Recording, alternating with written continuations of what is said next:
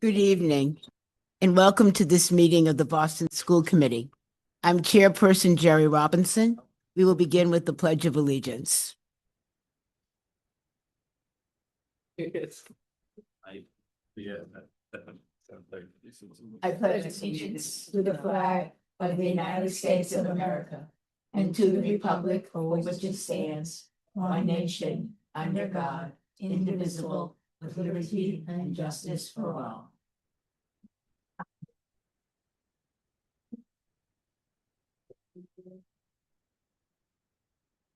I want to welcome everyone who is joining us tonight in person, on Boston City TV, and on Zoom. I'm going to ask everyone here in the chamber to please turn off the volume on your laptops or other devices so it does not interfere with the audio for tonight's meeting. Thank you for your cooperation. Tonight's meeting documents are posted on the committee's webpage, bostonpublicschools.org/school committee, under the May 6th meeting link. For those joining us in person, you can access the meeting documents by scanning the QR code that's posted by the doors. The meeting documents have all been translated into all of the major BPS languages. Any translations that are not ready prior to the start of the meeting will be posted as soon as they are finalized. The meeting will be rebroadcast on Boston City TV and posted on the school committee's webpage and on YouTube. The committee is pleased to offer live simultaneous interpretation virtually in Spanish, Haitian Creole, Cape Verdean, Cantonese, Mandarin, Vietnamese, and American Sign Language. The Zoom interpretation feature has been activated.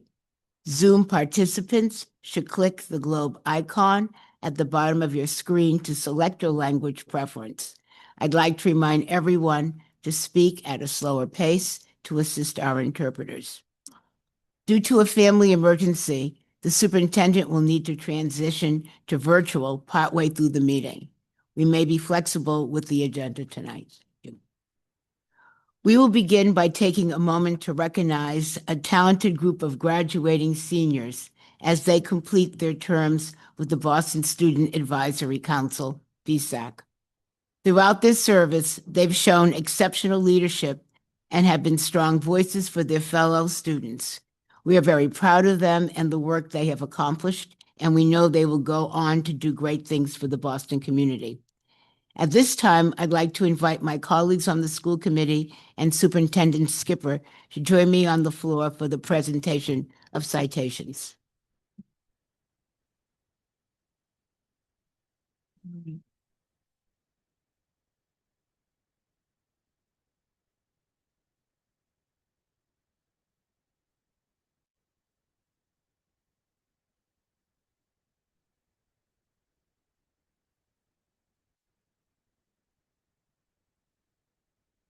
We're going down on the floor. Yeah.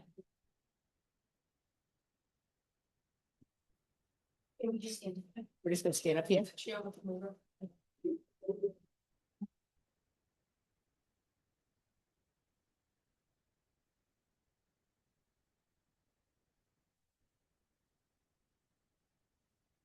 When I call your name, please come up to receive your citation. From Boston Latin School, Saeed Saeed. I'm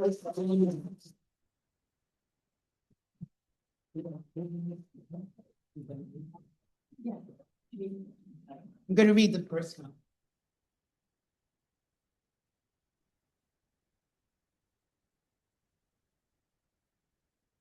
The Boston School Committee extends its deepest appreciation to Saeed Saeed, President of Brothers, Boston Student Advisory Council in Boston Latin School Class of 2026, for providing a strong, consistent voice for his fellow students in the Boston Public Schools.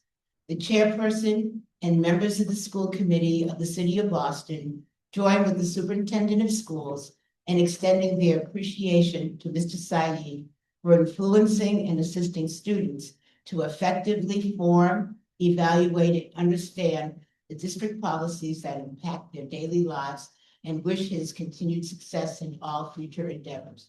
May 6, 2026, signed by Jerry Robinson, Chairperson of Boston School Committee, and Mary Skipper, Superintendent of Boston Public Schools.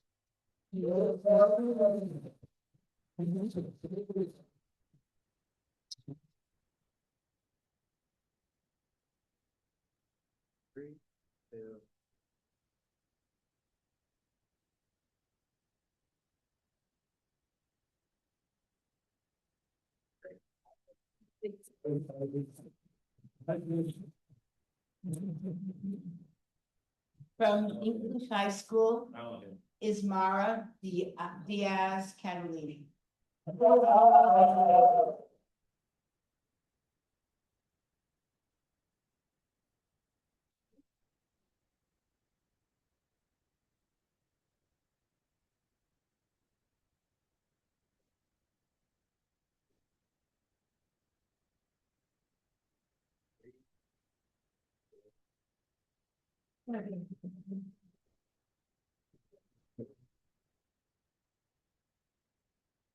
From Boston International High School, Baker, Hala Anzana. How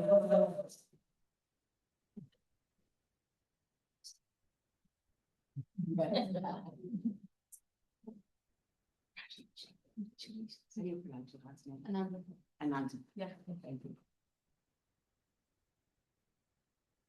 3, 2, 1. 3, 2.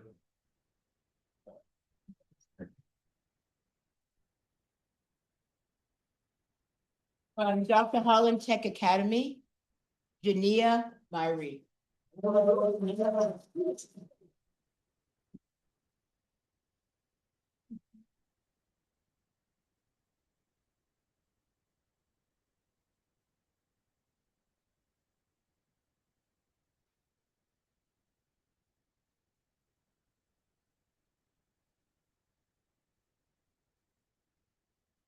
From Five Sound High School, Julieta Martinez.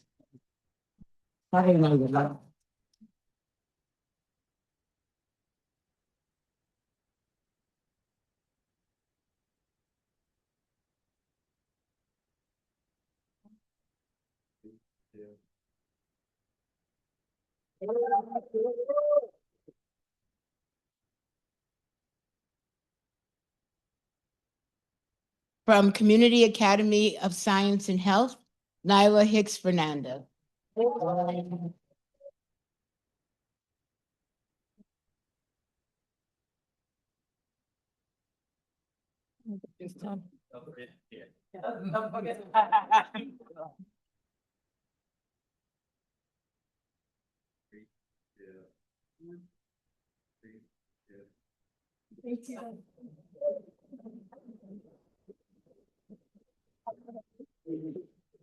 So I'm going to go down the line again, although you all are there, and like to take a moment to briefly go down the line. You can say your name and tell us what your post-graduation plans are. So just go straight down. And stand up, tell us your name again, and tell us where you're going, what your plan is for next year. Hello, my name is Julie. Hello?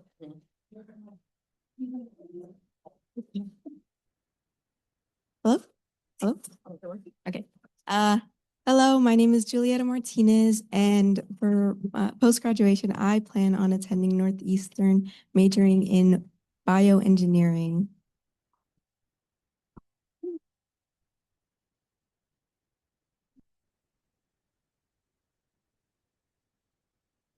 Hi, my name is Jania Myrie, and for post graduate plans, I plan on going to Simmons University in Boston for communications.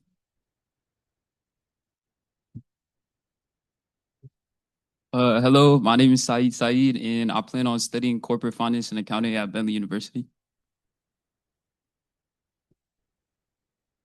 Hello, my name is Nyla Hicks Fernandez, and I plan to attend Bunker Hill Community College. Hi, my name is Hala. My plan is to attend Boston University to major in neuroscience and political science.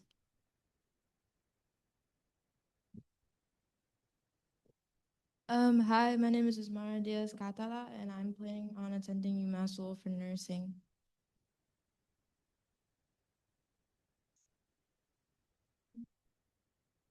If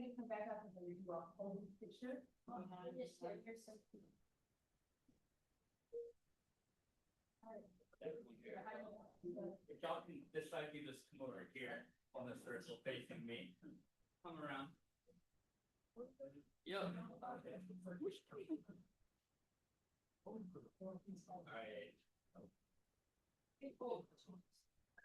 On the fold in. If they wanna do like a knee or something. Or do they? Someone else here. Do one more. If you're in the back, come closer, please. Yep. Okay.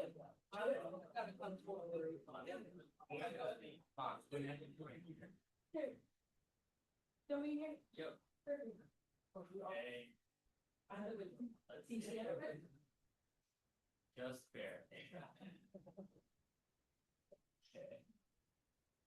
All right, big smile. And then you want to get closer? 3, 2, 1. 3, 2, 1. All right, one more. In this one. 3, 2. That's great.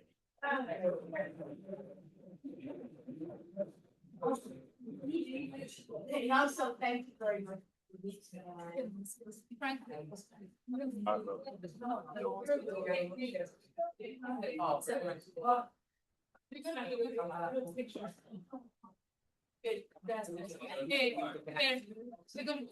Oh, we're gonna check. Oh. Oh, we need. We didn't take the school committee. Yeah. Same thing. Come. You know, come closer. Congratulations. You know, come closer. Yeah. That's like for. Can you come closer, please? Yeah. Congrats. See you tomorrow. Fine. Carry my stuff. Good luck. You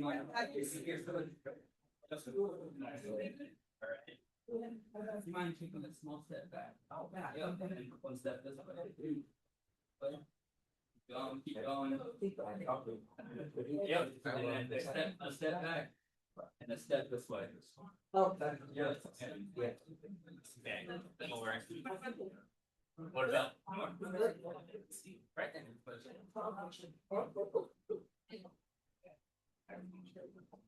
All right. 3, 2, 1.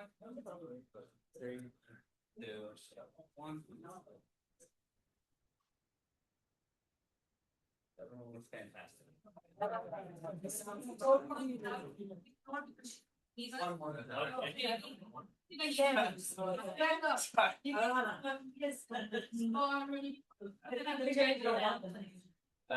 Nor do you.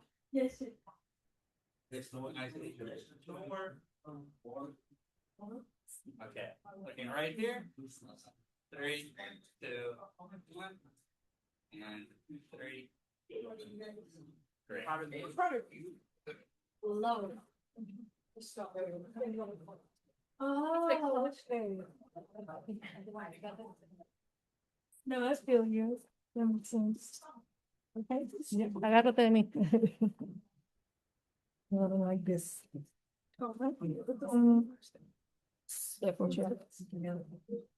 Take the minds here. I know.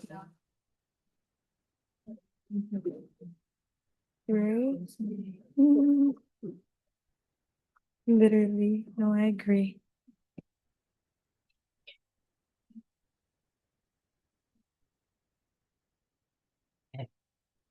Okay, the committee will continue this evening by holding a hearing on the Massachusetts School Choice Program for school year 2026, 2027. Under the state law each year, the committee must vote by June 1st whether the Boston School Committee will admit non-residents. Do we have any speakers to testify on the school choice issue, Ms. Parvit? No, we don't have anyone. Thank you, Ms. Parvex. The committee will receive the superintendent's recommendation on this matter and take a vote later this evening. I will now entertain a motion to adjourn the hearing on the Massachusetts School Choice Program for school year 2026-2027. The committee will then move into our regular meeting. Is there a motion? So move. Thank you. Is there a second? Second. Would you please call the roll, Ms. Parvex? Thank you, Chair. Dr. Alkins, Yes. Mr. Peralta, Yes. Ms. Polanco Garcia, Yes. Ms. Torres, Yes. Mr. Tran, Yes. Ms. Garrett, Yes. Ms. Robinson. Yes. The hearing is adjourned. Thank you. We'll begin the meeting with the approval of minutes. I will now entertain a motion to approve the minutes of the April 15th meeting. Is there a motion? So move. Is there a second? Second. Is there any discussion or objection to the motion? Is there any objection to approving the motion by unanimous consent? Hearing none, the minutes are approved. We'll now move on to the superintendent's report. I present to you our superintendent, Mary Skipper. Thank you, Chair Robinson, and good evening to everyone who's here and on Zoom on the public side tonight, listening remotely. So first, I'd like to begin by thanking Member Torres for joining me on a visit to the Kenny Elementary School in Dorchester on Monday. We visited to gain a better understanding of how inclusion is being implemented in our schools. There's certainly great work going on at the Kenny, and I really appreciated, as I know we all did, school leader Sharika King taking the time to show us around and explain how the model is working in real time. For all of our members, you're in receipt of a memo updating the BPS Transportation Department's on-time performance data reporting, or what we call OTP, one of the primary measures of our performance. As a reminder, at the conclusion of the Systemic Improvement Plan, or SIP, at the end of the 2024-2025 school year, the district committed to providing quarterly updates on transportation on-time performance. Our last update was provided to you on February 12th. Over the past 4 years, we've made great strides in addressing some of the structural issues that have contributed to our measurable and sustained improvements in on-time performance. In February, morning AM, or what we call morning OTP, averaged 85%, and the afternoon, or what we call PM OTP, averaged 81%. Both of these times were significantly impacted by the ongoing effects of the 2 major snowstorms, which made streets very narrow and sometimes inaccessible and created increased traffic congestion. Overall, the morning OTP averaged 93% in March and 94% in April. The afternoon OTP averaged 88% in March and 89% in April. This represents the highest morning and afternoon OTP on record for the month of April. Thank you, Thank you, Dr. DePina, in the audience. It actually deserved a big round of applause. As we noted in our last memo, uncovered routes saw an increase starting in December.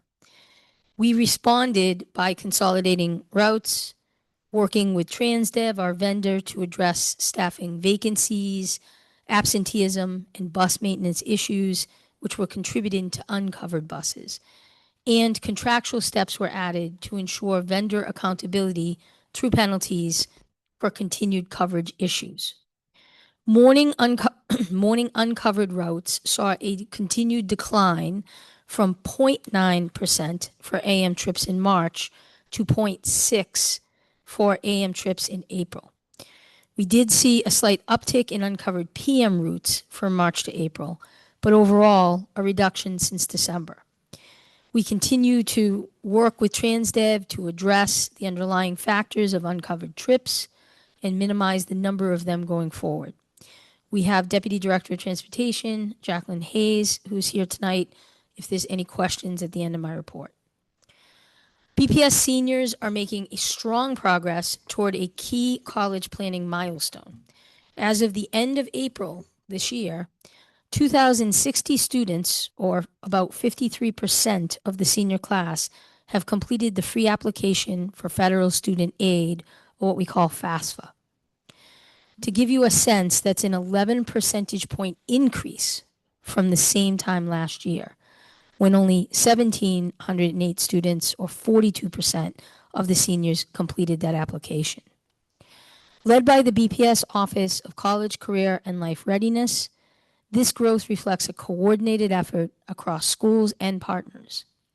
Students and families benefited from in-school completion sessions, targeted outreach, MyCap financial literacy lessons, and expanded family support with multilingual resources. The district also engaged the Office of Data and Accountability to support the periodic collection of student rosters from partners throughout the academic year, helping schools identify service gaps and ensure that more seniors receive the support they need. On April 23rd, during the spring recess, families registered for an on-site FAFSA or MASFA support session and met in person with advisors from UAspire or the Higher Education Resource Center at the Bowling Building, while others were connected to additional support. This work also includes ongoing collaboration with the Mayor's Office of Immigrant Advancement and the Cultivate Pathways organization to ensure all families, including those navigating tuition equity and the Massachusetts application for state financial aid, or what we call MASFA, have access to clear information and support. Quick update on the cell phone policy. So in December, members received a memo outlining our actions this year to draft a personal devices policy. Since then, we've been engaging with the community. We continue to gather input from stakeholders, including students and school leaders. We're currently tracking the state legislative actions on this topic, and we expect to receive further guidance from DESE sometime this fall. We will continue to keep this body and the public updated as we finalize that policy, which we clearly know is really important to our students, to our families, and to our staff. Couple bright spots. So last week I had the pleasure and privilege to visit fifth graders at the Harvard Kent Elementary School in Charlestown as part of the school's Careers in the Community enrichment class. This is a program designed to introduce students to various career paths and inspire them to become leaders. Students ask questions about my path to becoming an educator, a teacher, and a superintendent. I just want to thank Teacher Maura McDonough and all of the students for inviting me, as they were really thoughtful and insightful questions, just engaging conversations with the students as the topics ranged from careers to cars to pets to family. Just really an opportunity, like a really wonderful opportunity to get to know our students a bit more. And our teacher, Maura McDonough, has been doing this for years. So I just want to really give her a shout out. Ben Russell, the principal, also sat in on the session as well. It was just a really wonderful time. Last week, I also attended Edvestra's annual education showcase, which is an opportunity for more than 100 educators, nonprofit partners, civic leaders, and supporters to come together to discuss creative solutions happening in our schools and to explore key issues in education. The showcase provides a platform for educators to share and spread some of the good work that's happening in BPS. I was proud to be joined by representatives of several schools to spotlight the district's work, our schools, and our students from the broader community. There that evening were the representatives from the Mattahunt Elementary School, Boston Green Academy, the Haynes Early Education Center. Principal Carney from the Bradley Elementary was there. The Bradley was the 2025 School on the Move winner. Boston Day and Evening was represented, as well as the district's Visual and Performing Arts Department, the Office of Family and Community Advancement, and the Office of Career Life and Readiness and Hub Schools were all there. BPS is really appreciative of Edvestra's. I've held them up a couple times as just an example of a strong, sustained partner in the work for decades. They're best known for School on the Move. We call it kind of the Oscars of the BPS. as the opportunity for the last 20 years to really recognize some great work that's happening academically in our school communities. It's also, though, a partner in other key district initiatives. Ed Vestris has supported our arts expansion grants and our arts education, our advancing racial equity work, our career pathways work and connected activities work, as well as launching this past year Wicked Math, which is our partnership with our mayor and the city to provide advanced math instruction to students across the district. So just a big shout out. It was just a wonderful event. Chair Robinson was there as well, as she always is. I also wanted to thank Ed Vestris photographer Annalie Camargo, who's a BPS alumna, and she attended the Edison K-8 as well as Boston Arts Academy. The pictures came out spectacular, and it was just wonderful to see one of our own BPS graduates so deeply involved in the event. This very room was full of excitement on Friday night as the Office of Community and Family Engagement, what we call OFCA, hosted its second annual It's My Night prom event for BPS students. The event continues to grow in both the reach and the impact, with more than 400 students from 19 schools participating this year. That's more than double last year's attendance of over 200 students from 9 schools. Across the 2 years, more than 700 students have been served. This was created by OFCA leaders Amy Martinez, who works from our BPS helpline, and Masika Gatson, who's our community engagement office. And the event really brought together a whole dedicated staff of volunteers from across BPS departments, which included OFCA mentoring, student support, as well as community partners such as Modern Mentor, Hub Schools, Black Male Advancement, Family Affair, Project Schools, and Dress for Success. Students selected items from a wide range of prom essentials, including dresses, tuxedos, shoes, accessories, all at no cost. I also want to thank Gisette Williams for serving as an engaging and uplifting MC, as she always does. This event really does reflect the best of our community and how our shared commitment can make such a difference to our students. I think all students left really feeling celebrated, uplifted, supported, and certainly ready to shine on their upcoming prom nights. I'm also proud to share that Tech Boston Academy senior Edgar Santana Castro is the 2026 recipient of the Spirit of Sport Award from the Massachusetts Interscholastic Athletic Association, which we call MIAA, and the National Federation of State High School Associations, a national organization that advocates for high school athletes as well as arts programs.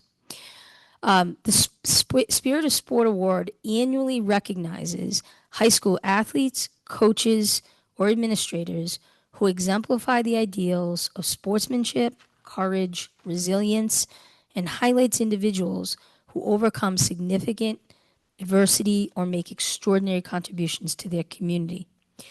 Edgar was diagnosed with stage 3 cancer when he was young, and he overcame physical challenges to fulfill his dream of playing football with the help of a prosthetic leg. He played guard and tackle, and he played all 4 years at Tech Boston. Here are some photos of Edgar taken in the fall when he was featured on the BPS social media stream for his determination and perseverance. He will be presented with an MIAA plaque and NFHS certificate later this spring. Congratulations to Edgar. We're all incredibly proud of you, and we know that you're headed for great things as a TBA grad and as a BPS grad. Spring City Championships in outdoor track and field, volleyball, softball, and baseball are all coming up in May. And we're also looking forward to the Spring All-Star Game coming up in June. We'll report back with highlights at the next school committee meeting in June on the results. Last week, I also visited a Boston pre-K community program for mixed age 3 to 4 year old, looking at a classroom at the Village Preschool in Roslindale. This was part of a 2-day Early Learning Champions Summit, Learning in Action, which was hosted in partnership with the Gates Foundation.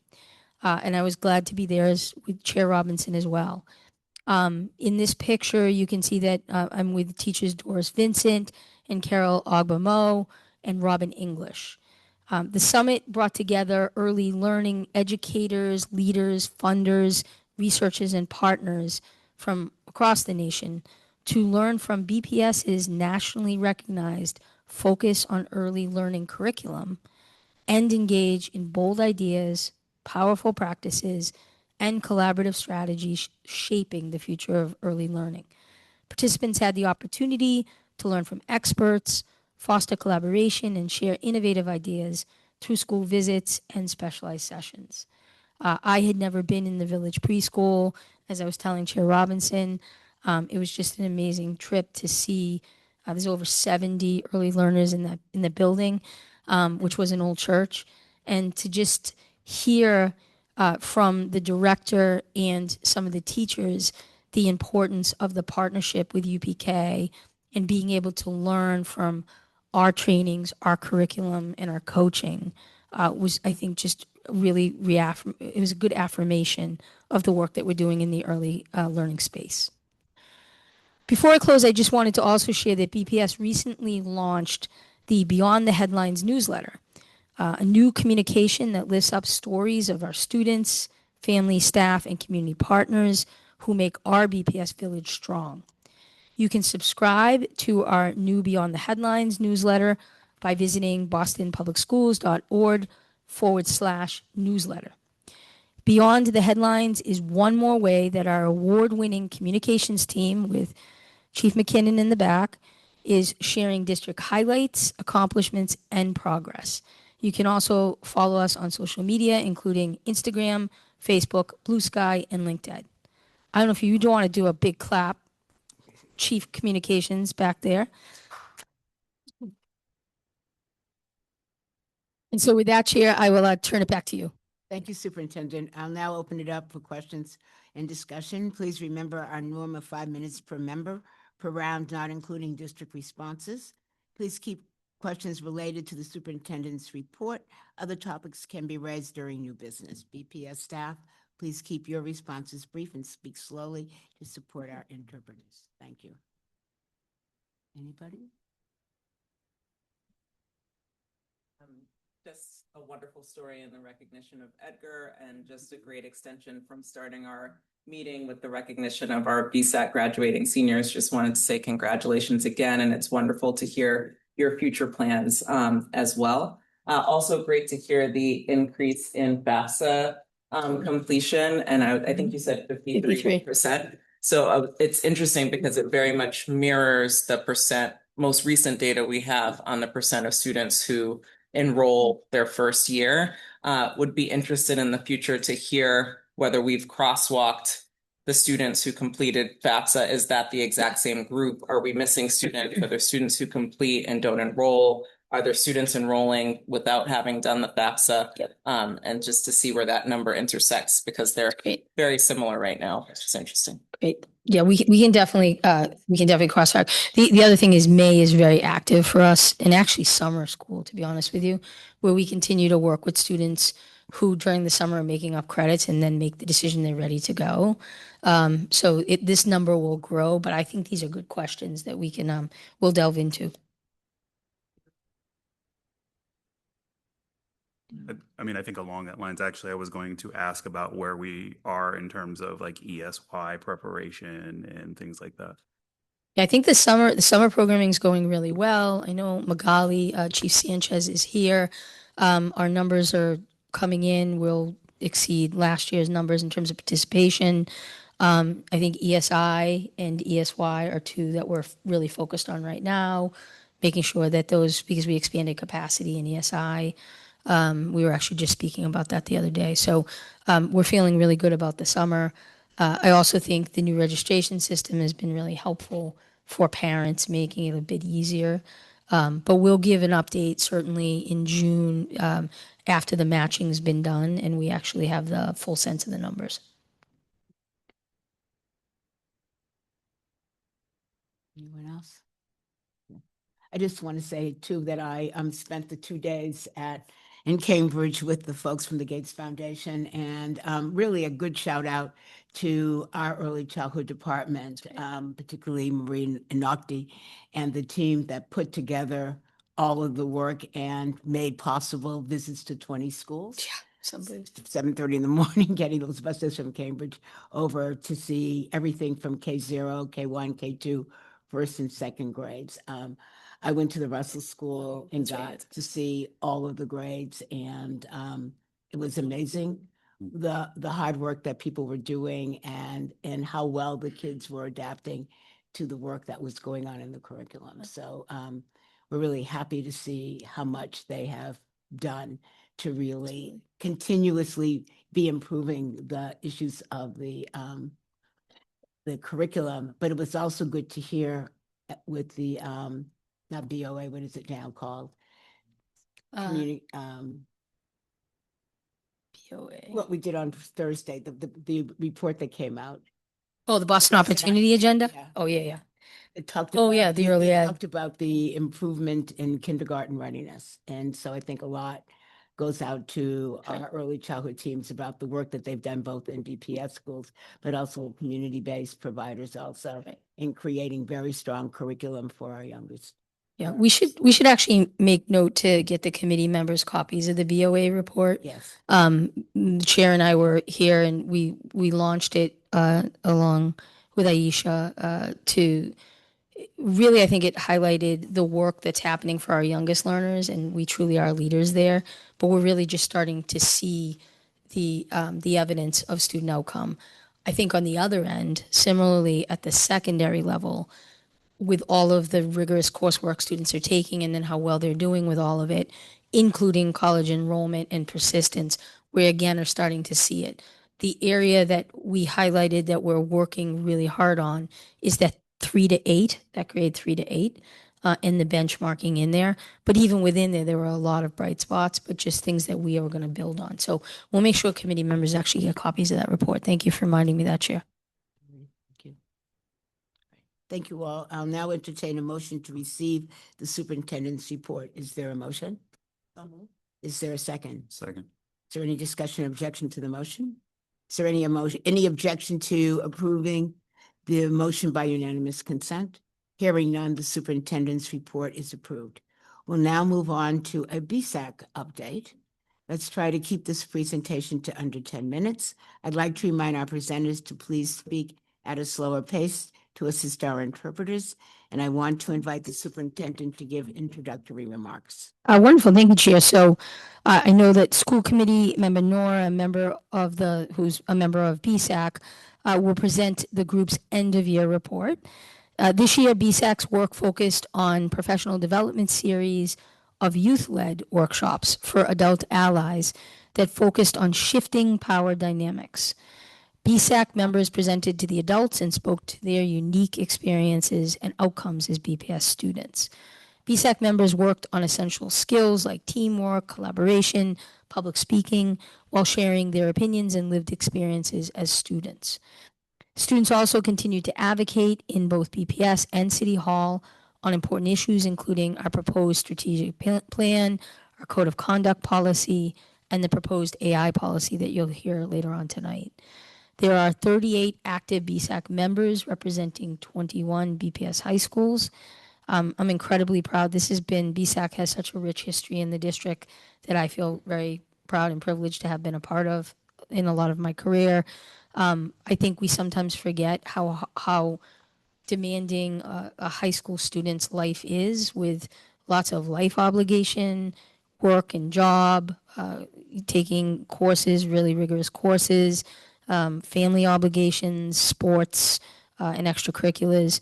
And so the fact that our BSAC representatives are taking the time to really serve and really get out there what youth are thinking and needing in the BPS is a huge service to all of us. So I just want to really say thank you. I also want to remind the public that BSAC is going to be holding its annual showcase tomorrow from 3:30 to 6:30 in this room. It'll feature interactive presentations and student performances. It's always an amazing time. There's just lots of energy. It's fun. You learn a lot, and you really get to interact with the students. So if you're able to, please stop by.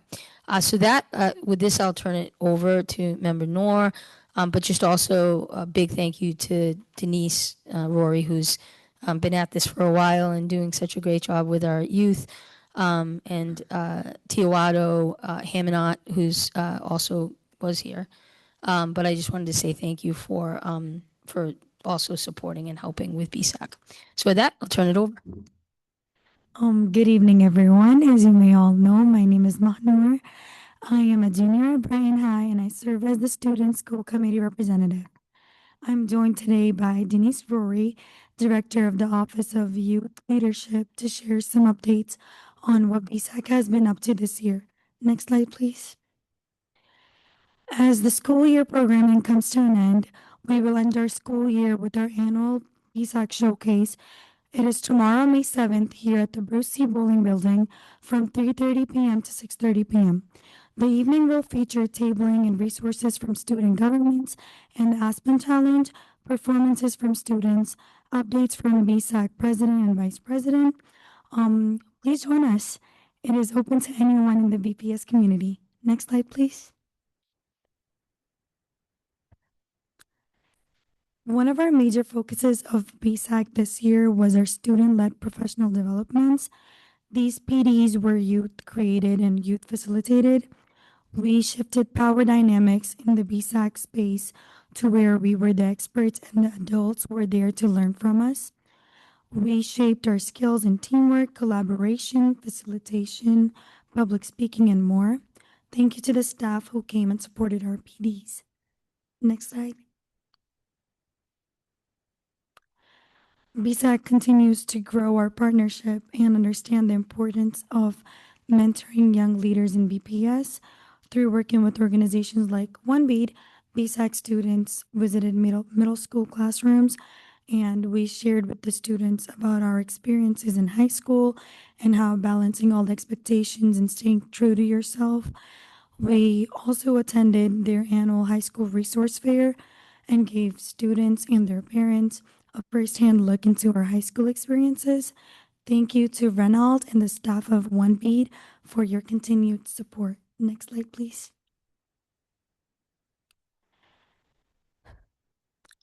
As you know, BSAC is seen as a vehicle for student voice and decision-making in BPS.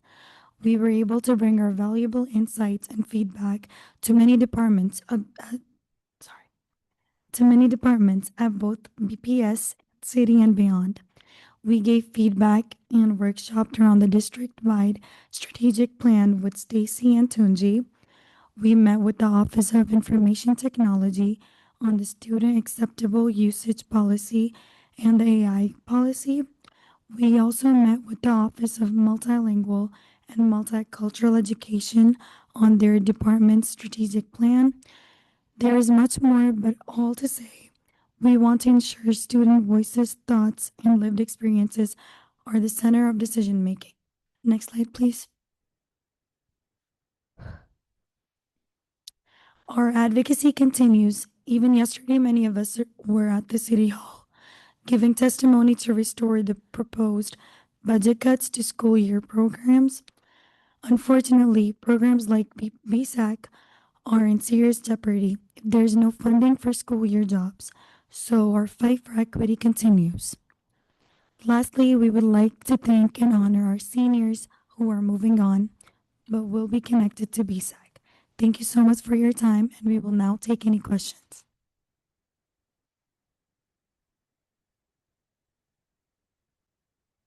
I'd now like to open it up to questions and thoughts from members. I have a few questions for you. Thank you for your presentation. I'm so honored to be here listening to you as a high school kid. One, you mentioned the bridging of disconnect as a topic of your youth-led PD. Can you say more about your biggest disconnect you presently see or experience between students and school leaders? I personally feel that the main disconnect between students and teachers are building relationships. I feel like if teachers are more like, they work more on building a relationship with the students, it makes the high school experience more easier for a student because then you have an adult that you can trust and talk to. So if you have any work to catch up on or if there's anything going on, you know that there is an adult in the building who can help you with your high school work and everything. So yes. Very good. Have you thought about what supports you is needed or you need? Like what supports would be helpful for young people?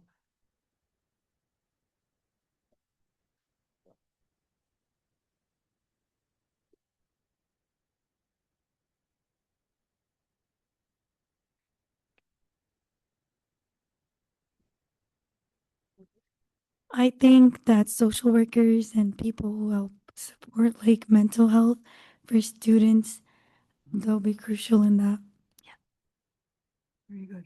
I have another question on community and engagement. So you said that you went and presented to middle school about your high school expectation and what Yes. your high school expectation and what was one piece of advice or information our wonderful middle schoolers were most surprised about. Something that the middle schoolers were really surprised about was the early college program. They did not know that you could go to high school and then by your sophomore year or junior year, you could take early college credits and possibly graduate with an associate's if you've taken enough classes. So that was something that they were really like interested and they didn't really know about it. So yeah. One last thing. Thinking about your end of year reflection. When you reflect, you think about the goals you set, the expectations you set, and the work you did, and how can you do it better?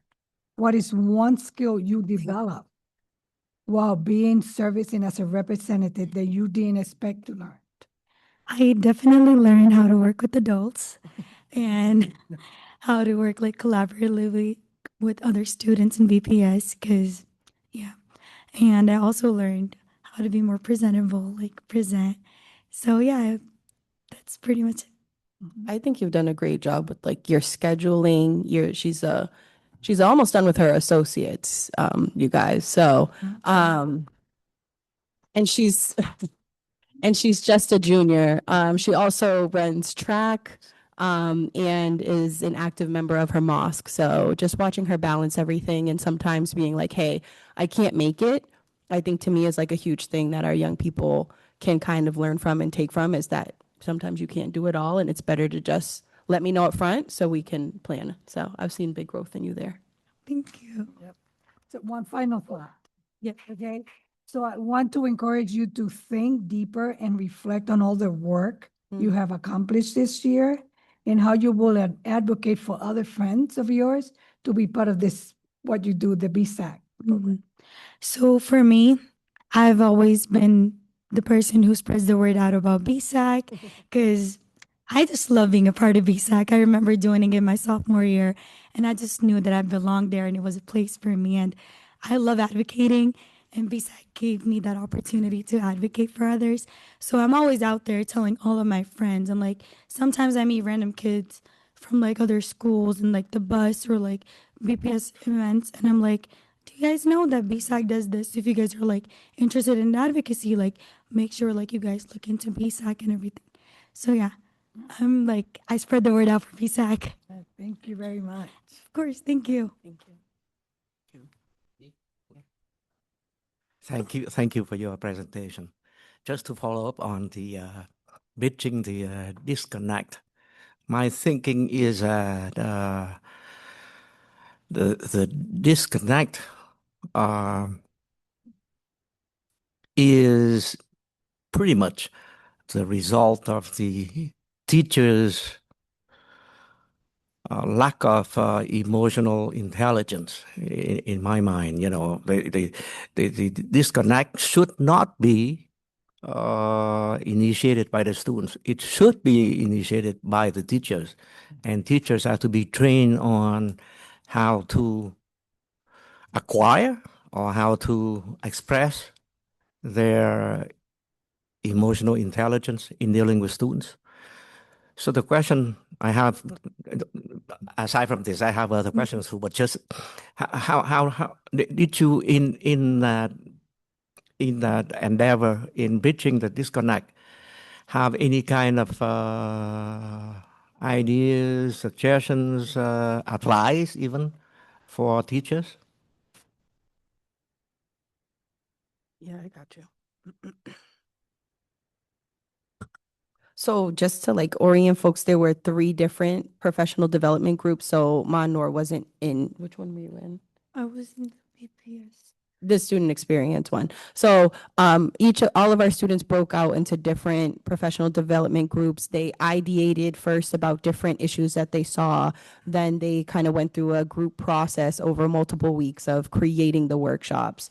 But I'll just share that some of the solutions that the students came up with were definitely around, building better relationships. But so solutions to take back from the students were ask before reacting, do a check-in before a lesson or starting like a youth meeting, build a ground of mutual respect, ask for feedback as educators, balance grace and accountability, and acknowledge the power imbalance in the classroom. So those were some of the kind of solutions that came out of the different activities that the young people did during the professional developments with the adult allies who joined us.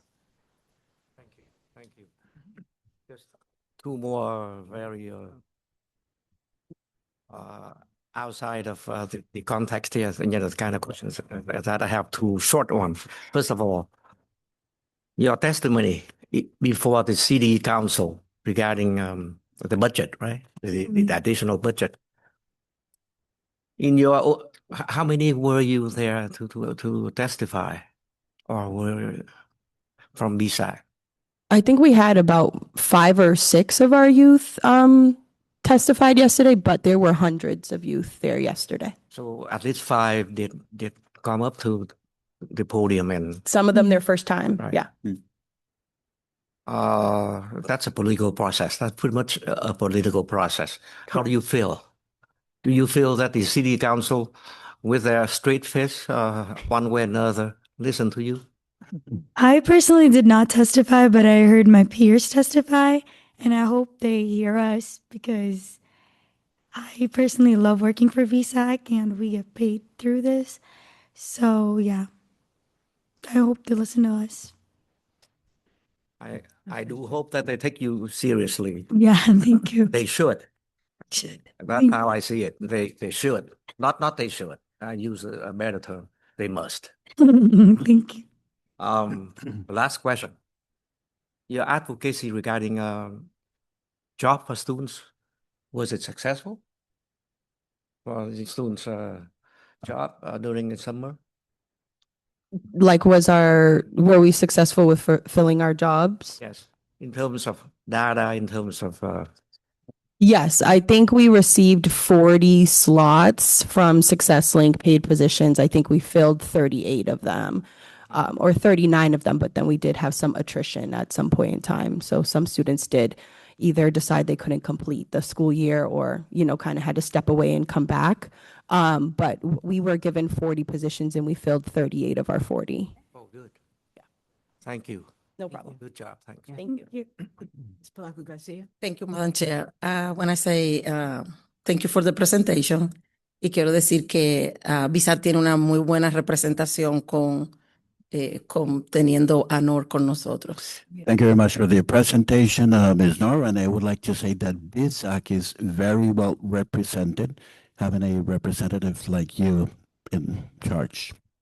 Y quiero decirle que la fuerza de ustedes, los jóvenes, es bien importante. I'd like to say as well that the empowerment and the power that you have as a youth, it is very important.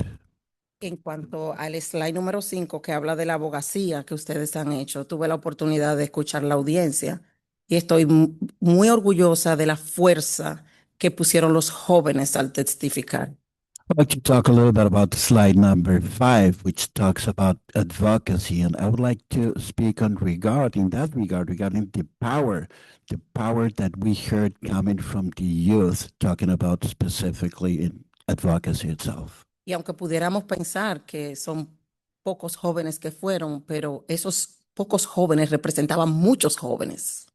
We might think that only a few people showed up, but those few are representing a great amount of youth and many people.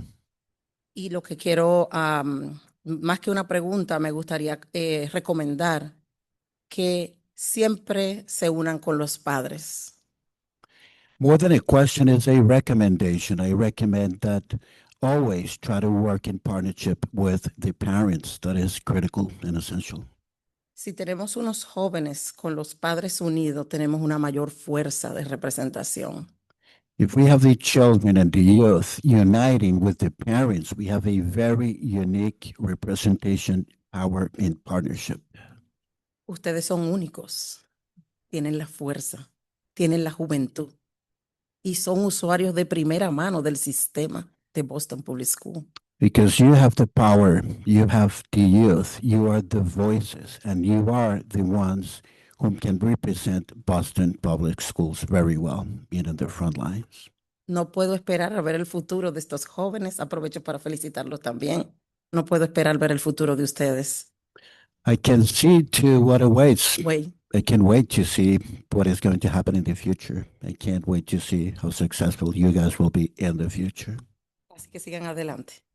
So that is my hope. Keep moving forward. Thank you so much. I really appreciate it. Thank you, Rafa. Thank you for the presentation.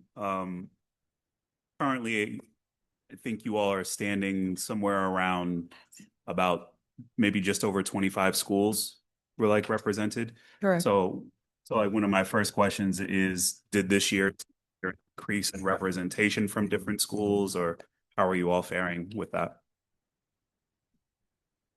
I don't remember the exact number from last year. I'm sorry. But I do know that we continue to struggle with our alternative schools. I think, we've talked about this many times. And I think, it's a struggle to also continue to keep young people civically engaged in what's going on. But I think we've done, a fair job of getting schools that we didn't have representatives before. So we have a representative from Charlestown High School, Julietta, who we struggled to get students, just kind of from that side of town coming this way. It's really difficult. 2 days a week after school, especially our kids in East Boston, they're always talking about the train and, getting all the way across town. So I think those are still things that we're working on. And we're still trying to build those relationships. A lot of those, communities, they require trust, right? To trust us with their young people, to allow us into their spaces. And so we've been, working to build relationships with those students, but we always like to prioritize schools that we didn't have representation for over the school year during our summer 6-week leadership program, in hopes that they'll want to continue over the school year, or we have some young people that just come to us for the summer, kids that want to come back and missed us through the school year. So we try to balance out and have an eye to target those schools that perhaps we didn't have representation for before, give them priority for the summer, and then and try to maintain those relationships during the school year as well. I mean, I appreciate that just attention to trying to broaden the participation of just our students across the district, because the wealth of programming that you all just did in this year alone, speaks volumes to the impact that that you all have. And along those lines, I'm curious as to how you all are thinking about communicating the results. So I'm thinking about, I'm looking at the BC social work research study. So in my first set, I'm like, when is that coming out? When will folks have access to that? Or even thinking about how BSAC is represented even on BPS's websites, to even draw attention to, like, y'all did 4 episodes of a podcast. And I'm thinking, like, all right, so where do I go to actually listen to that? Yeah. And so for families to be introduced to BSAC very early, I think it also starts with how the partnership exists between you all and how the district is actually using its resources to amplify the great work that you all are doing. So I'm actually very curious as to how you all are getting all this great work out, and how can the district better support amplifying it? Yeah, thank you. Yeah, I think, part of it is like we move so quickly, like everything is happening all at once. So like we were at City Hall yesterday, we're here today, we have the showcase tomorrow. And, I have countless pictures in my phone of things that we've done that we just haven't had, the time to tell that story. And I know that the communications team, they're always reaching out to us if they see us post something on social media, like we had a resource fair a couple weeks ago. RJ from the team was super ready to be like, hey, I want to cross pollinate this with our other newsletters and get this information out to families. So I will say they are very like actively trying to support us in that. I think it just takes, me kind of sitting down or T sitting down and like taking that time, to your point, to tell our story. We do a pre and post survey. So kind of just pulling that data out too to share with you guys, kind of about how students feel they've grown over their time with BSAC. So the information exists. I think it's just about getting it out there. We're very active on Instagram, which obviously is pretty popular with the younger generation. But we'll welcome any parent followers that want to come and follow us at BSAC Buzz, BUZZ. But I will say that the communications team, they do a good job of trying to be like, hey, don't forget about us over here. So I think it's more so just our capacity, and things are moving so quickly. But you're right, we do need to do a better job telling our story for sure, and representing all the great work that we do. So. No, that's great. To me, it actually I'm thinking about sort of like what the trying to think our facilities team that has interns like during the summer and things like that. I mean, to me, that even what you just described also sounds like who better to know how to market than the students themselves. Yeah. Right. So that even sounds like an internship opportunity or just an employment opportunity directly. So, be able to pay a team of students actually to sort of do some of that work. But yeah. Yeah, definitely. And our college students, our junior staff, Josiana Colon and Najim Vitel, they're always helping us with the social media piece. I mean, I'm even a generation away from, or two away from, our students, so I need help all the time. They're like, Denise, we can always tell when you're posting because, it has certain caption or certain song or whatever. So, us millennials, we get a bad rap on the Instagram front. But the kids have been active about it as well. And so, yes, definitely a space we're just trying to step more into around our storytelling. And BSAC has done storytelling work in the past as well. So maybe revamping some of that. Sure, thank you. And I just have one line. Sorry, this one last question, just particularly on the heels of what we've seen in the past year, just particularly with school closures and things like that. Just wondering how BSAC has been faring in terms of its support for those student communities. Yeah. Yeah, I think that's more so on kind of the student support front, like with Chief McCarthy's kind of side of the house. But we have students from ACC, we have students from Henderson, we have students from Cash on our council. Our vice president is a senior at Cash. And so we've been just checking in with them. How are things going at school? Are you just, have you made any decisions about if you're going to transfer, if you're going to stay? Do you need any advice around that? I've connected with a few parents too, and kind of just given my ideas and perspectives. We have two sophomores in particular that I'm, thinking about and concerned about. So just thinking about what are their options. Both of them love their school communities and want to stay for as long as they can, which obviously makes sense. But I think they are feeling the effects of the closure in that last year, especially perhaps losing some things that maybe they had in the past, and the numbers dwindling. So I think it's important for us to share those memories. And I know the community engagement team has also been doing some work around kind of memorializing our schools that are closing. I think they're going to be doing some of that work this spring. So I think it's also about like honoring our schools that may no longer exist, but the memories and the experiences and the love and joy that we had there can still live. So, Thank you. Thank you so much. I just want to say I'm amazed by all the work that you've done this year So my question is for Ma and for the other students too, if you want to share your thoughts, because living in a very individualistic culture where the youth, we can feel it, that this skepticism with the democratic process, and for good reasons. And here you are, doing so much. In some cases, things you are fighting for things that you are not going to see the results. It's for the people that are coming after you, the students that are coming after you. So what motivates you? What gives you the desire to do things that go beyond you and beyond benefiting your person? What motivates me is definitely seeing that even if I'm like fighting for something that I won't see result in during like my time while I'm in high school, but when I look at the other kids that are in middle school or like lower classmen, what motivates me is seeing that there will be an impact someday and that we will see results some days, and there will be students out there who will know that the advocacy matters. And I really look up to Denise and T. They both motivate me a lot. I remember I wasn't really this confident. Advocacy was my thing from the beginning, but I was more on like the quieter side. But then T and Denise, they slowly and gradually like pushed me to be a better person. I look at them and I see how they're involved so much. And I genuinely want to grow up to be adults like them and support high school students like me so they can advocate for themselves. Wonderful. Thank you so much. Say,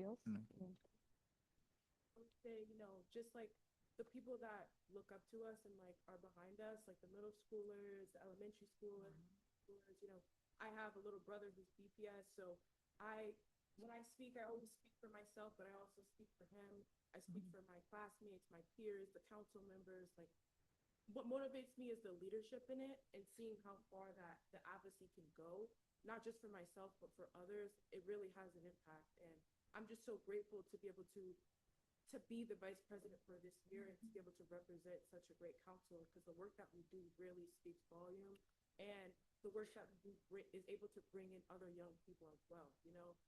There's so many other councils in the city, but when we connect with them, they're like, oh, BSAC, what do you guys do? So now we have more youth that can advocate. It's just great to see how far the advocacy work goes. Wonderful. Thank you so much. Thank you, member. Can you hear me on the microphone now? Okay. Thank you, member Nora and Ms. Rory, for the presentation, and to all the BSAC members for your contributions. It is really impressive to see how much work you've done this year, and I wanted to offer a particular thank you for the work you've done to advise BPS departments as things are in process, as things are in deliberation. You're getting that opportunity to participate in that front end input is really valuable and so eloquent, the way you all described that it may not happen in your moment, but you're seeing the investment is really special. I also appreciate, Ms. Rory, you're talking about the time commitment of BSAC and the investment that students are making, and even just getting themselves to where you're meeting with the transportation across the city, et cetera. And I just wanted to give you all the opportunity in this space to talk a little bit more about the funding challenge that you mentioned, and what that means and how it usually works and what's slated to happen now, and just for the benefit of folks who may not be as familiar with that. Yeah, I can do it. So there was a proposed budget from the mayor that proposes about a $6 million cut for school year jobs. So that's about 1,800 positions. And the reality is that it would affect programs like BSAC. Our students are paid for their time. And as the superintendent and the chair know, that was something that was essential for me to put in place when I came into this role. Because our students deserve to be paid for their time, for their advocacy, for their thoughts, for their innovation, for their advice, and for their feedback. And so the reality is that we could be one of the many programs, hundreds of programs that receives funding to pay our young people minimum wage at that, $15 an hour. They max out at 10 hours a week. So that's the maximum that they can work. We also employ 2 college students who attend Northeastern and UMass Boston, are both BSAC alum and both BPS alum. And so they make $20 an hour. They can work a maximum of 15 hours a week. And so you can imagine that our young people rely on this money for their phone bills, to support their families, to support themselves, to be able to go to the movies, to be able to go out on a lunch date with a best friend. And it will seriously change the way in which we can function as a council if we're unable to pay our young people. So those are things that we're contingency planning on. Our young people have been tremendous advocates, writing letters, calling their city councilors, showing up at the city council hearing yesterday. They were there for upwards of 3 hours. So kudos to the young people who continue to keep fighting in the community organizations that are also doing the same. And we're hoping that the funding can be restored and that the city can find the $6 million to reinstate youth jobs for the school year. Because summer jobs are great, but they're not going to meet the need for everyone. Thank you for that explanation. Appreciate that. My last comment is just that, to build off of the curiosity of the other members in terms of the content of that professional development that you all worked on, those 3 different sessions that you presented to allies. If it's possible to share any copies of that information, the titles alone feel like they would be valuable information for us, and I'm sure particularly interested in the what's that? Or give the training to us. Or give us the whole training, but yes. But the BPS student experience, especially, I'm really interested in how that came together, because I imagine that answer varies a lot by student. And so just particular interest in that and some of the others as well. So if there's any material to share, we would love that follow-up. Thank you. Absolutely. Happy to share that. Thank you. I just want to say how proud I am of all of you. I don't know if all members know, but once every other month, I spend an hour or 2 speaking to the leadership of BSAC via Zoom. And it has been a wonderful experience getting to know Nyla and colleagues and hearing firsthand of the critical thinking that they do, and also the thoughtfulness around the preparation of the trainings and the inclusion of such a vast array of voices. Proud of how they have worked to expand BSAC over these past years. And many of you were not here through some of the tumultuous times that we've had with BSAC in the recent past, and to see them grow into such a thoughtful and respectful group of young people just makes me very proud. And one of the things I said, since you have all of us sitting here, are there other thoughts that you want to share with us of things that you would like us to think about, or things that as school committee you think we need to be looking into differently as things go on? I know we talked somewhat about the impact of school closings on young people and the kinds of things that we might need to be thinking about differently. What are some of the things that you've learned through your professional development or other work this year that you need to sort of tell us something about, something we should be thinking about? Is there anything there? Go ahead. Well, for the professional development, I was in the future. Oops. Click on the microphone. Come to the mic. Here.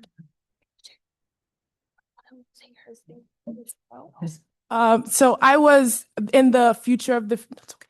I was in the future of the future PD. And our PD was essentially about the careers and college opportunities for graduates of BPS. Like myself, I'm I'm going to be a BPS alum. So a lot of us are kind of forced to go to college. So we want the teachers in the classroom and the staff in the classroom in BPS and the school leaders to kind of help us, give us extra other opportunities aside from college, like trade school, cosmetology school. We want that to be addressed more in school. We feel like we're kind of like just pushed and forced to go to college, and there's not other resources and opportunities for us. So I really enjoyed being on that PD, just being because I'm, going through it. Because teachers, they don't always believe in us. When when your GPA is low, they tell you you can't go to this college, you can't go to that, and there's just not really a lot of opportunities for or options, I would say, for BPS students right now. That's probably why, we're seeing that high percentage of, the FAFSA, because, we kind of all feel like we're forced to go to college because we want to be something, So that was kind of what that PD was about, the future of the future, because we are the future. Yeah. Yeah. I would just say to Nyla's point that that exact conversation came up. We were doing an early college at Tech Boston, the mayor and I, and we opened it up to conversation. And that was probably the number one thing young people talked about was having more exposure to actual career and then option for like if they didn't want to go to Madison and they knew they wanted voc ed, but they wanted to be able to get that skill and to work potentially in a field. How could they do that if they were going to a different high school? And so that definitely resonates. So it's good. Anything else you want to?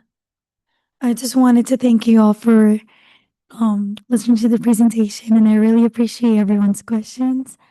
And that's it. Great. So we Just on the funding, I think I think there's been like in BPS in the city just some really stark, difficult choices. Right. But I really hope that we find a way, whether it's fundraising or restoration, for us to find a way to continue to pay for our BSAC representatives. I think I was here at a time when we didn't, and I saw the difference because if you were not getting paid, you would need to work somewhere else. Right. And so like that trade-off is just extremely hard for our young people. And the value added is worth so much more than just what you're paid actually. So my hope is that there's a creative way to figure this out and potentially some fundraising, things like that. I know on the BPS side, we're like all about trying to support and to figure that out. So just want to say thank you. And there's lots of champions to try to make sure that BSAC is preserved, as are other youth jobs. But I think BSAC is a very special type of youth job. Thank you, Superintendent. And we are happy and open to work with anybody who wants to work with our young people and support our young people. So thank you. Great. Yeah. We just want to say again, thank you for the presentation and thank you to all of the BSAC students for the work that you do representing your peers and amplifying their voices. Thank you. So with that. I just wanted to say thank you to the committee for the flexibility. Just have a home situation that I need to attend to. And so I will be listening to public comment on my transition, and then I will be logged back in probably within about 20 minutes. So. Okay. Thank you. So we'll now move on to general public comment. Ms. Parvex. Thank you, Chair. The public comment period is an opportunity for individuals to address the school committee on school-related issues. Questions on specific school matters are referred to the superintendent. Questions on policy matters may be discussed with the committee later.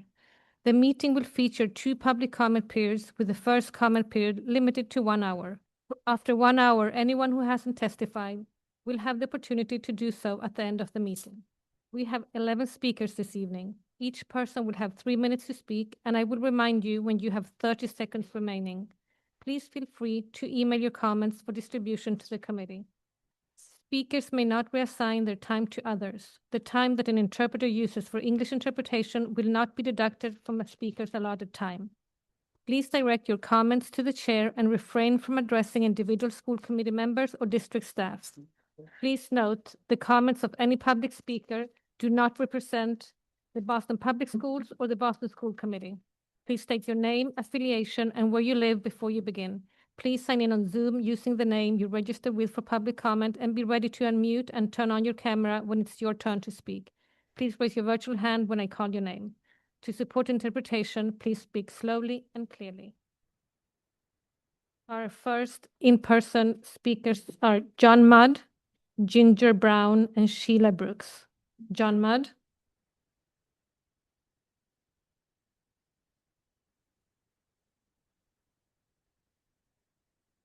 Good evening. I assume you haven't forgotten, but for the record, my name is John Mudd. I'm a resident of Cambridge and the grandfather of a student in the John F. Kennedy Elementary School. With the new opportunity and achievement gap policy and the simultaneous development of the strategic roadmap and strategic implementation plan, the school committee has a unique opportunity at its retreat scheduled for May 20th to rethink its strategies and ensure the kind of alignment, coherence, and coordination of policies and practices that everyone seems to agree is necessary to improve student outcomes. I would suggest the following key areas deserve priority attention. First, develop, implement, and monitor SMART goals to reduce achievement gaps. The school committee and BPS say they are student outcomes focused. In the retreat, the school committee should make clear that it expects to see SMART goals with annual targets for improving student outcomes in the strategic implementation plan that will be presented to you this fall. Second, educator diversity. Teacher and para, racial, ethnic, and language diversity is a top policy priority of the school committee and the OAG task force. But it is not clear from the summary strategic roadmap how diversity will receive focused attention in the strategic implementation plan. The school committee should again be explicit that it expects to see specific next steps and goals and timelines for increasing teacher and para-diversity in the implementation plan. And third, increased bilingual education for multilingual learners. The OAG Task Force policy is clear about the need for native language instruction and bilingual education. The strategic roadmap also lists expanding access to bilingual education. Yet the roadmap also includes the commitment to inclusive education, which assigns multilingual students to English-only instruction in SEI or Gen Ed classes with SEL. This is a fundamental contradiction. This misalignment should be resolved. The school committee needs to make the goal of bilingual education with home language instruction clear, with the requirement that the development and implementation of a long-term plan with goals and timelines for bilingual education must be in the strategic implementation plan presented this fall. This is the North Star goal, not the inappropriate inclusion of multilingual learners in English-only general education classes before they are ready. Thank you for hearing me. Thank you, Mr. Mudd. Next speaker is Ginger Brown.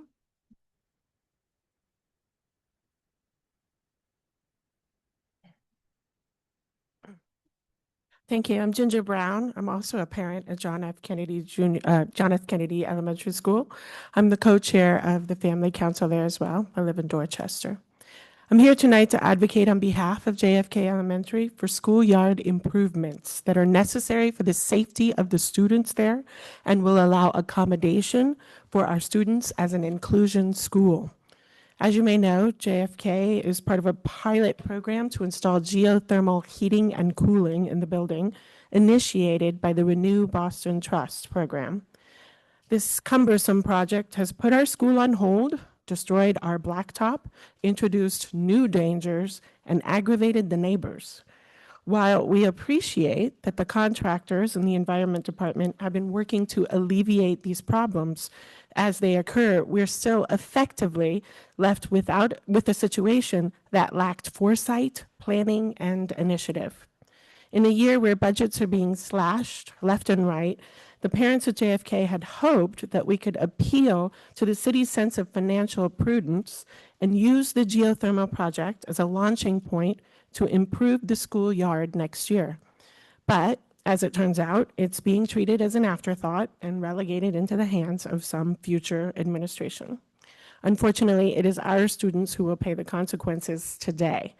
Our kindergarten play structure is outdated and condemned. It is literally condemned.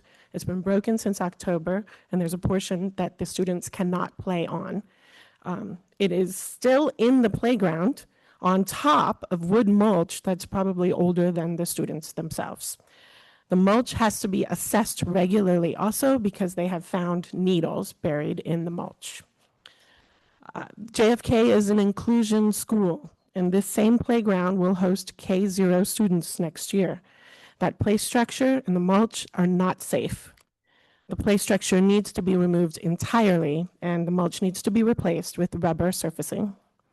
In addition, that playground is surrounded by a blacktop, which has a chain link fence around it.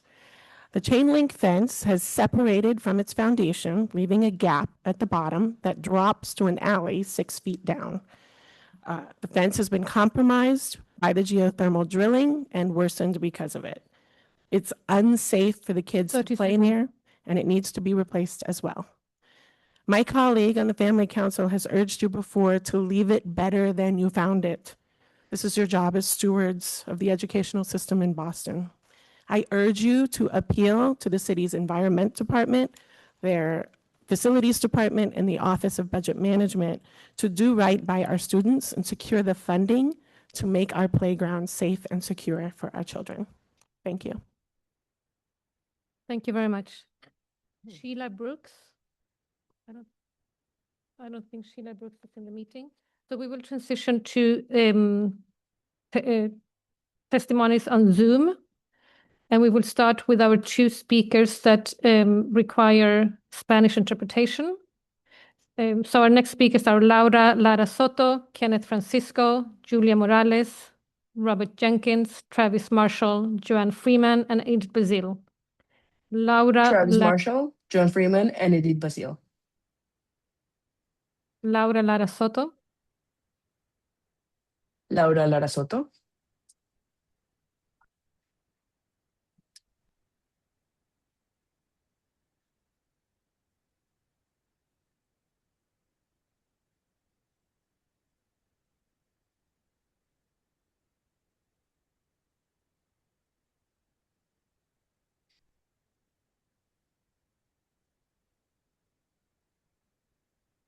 If you can unmute yourself Sí, and turn on your puedes camera.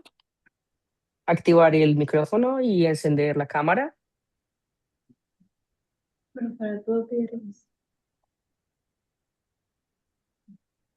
Laura Lara Soto, you can start. Laura, puedes empezar. Buenas noches, mi nombre es Laura Lara y soy un líder juvenil de programas de organización comunitaria juvenil de Sociedad Latina. Hoy compadezco para testificar en nombre de la campaña Teens and Tech de Sociedad, específicamente respecto del uso de herramientas con inteligencia artificial por parte de los maestros de las escuelas de BPS para calificar.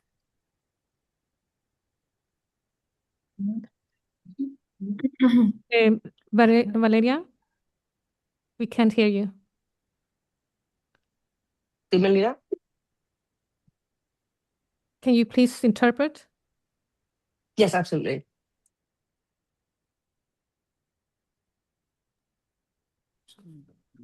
Okay, sorry. Can we start over? You know what? Maybe Yeah, Juan, could you please come up and interpret? Yeah. Juan, could you please come up? Because I think it's easier. Valeria, so our interpreter, Bernal, will interpret because we can't hear you for some reason. Okay. It's easier for me. Laura, could you start again, please? Nuevamente y vaya pausando, vaya despacio para que se le pueda interpretar. Buenas noches, mi nombre es Laura Lara y soy un líder juvenil en el programa de organización comunitaria juvenil en Sociedad Latina. I am part of the Sociedad Latina, part of the youth program, and my name is Lara Soto. I am a leader there. Adelante, un par de frases y pausa, por favor. Hoy compadezco para testificar en nombre de la campaña Teens and Tech de Sociedad Latina, específicamente respecto al uso de herramientas con inteligencia artificial por parte de los maestros de las escuelas públicas de Boston para I am here calificar. to testify on behalf of the Teams and Text campaign that we are improving, that we are having there on behalf of the teachers. And in particular, it has to do with the use of artificial intelligence. That is the purpose of my testimony today. Adelante, despacio. Al comienzo de este año escolar, noté que algunos maestros estaban utilizando herramientas con inteligencia artificial para crear parte de nuestras tareas y asignaciones. Esto no sería un problema. Here, actually, I noticed that the teachers, they were using those tools with artificial intelligence for the purpose of creating some of our homeworks. Esto no sería un problema necesariamente si los ejercicios estuvieran bien diseñados y las instrucciones se explicaran con claridad.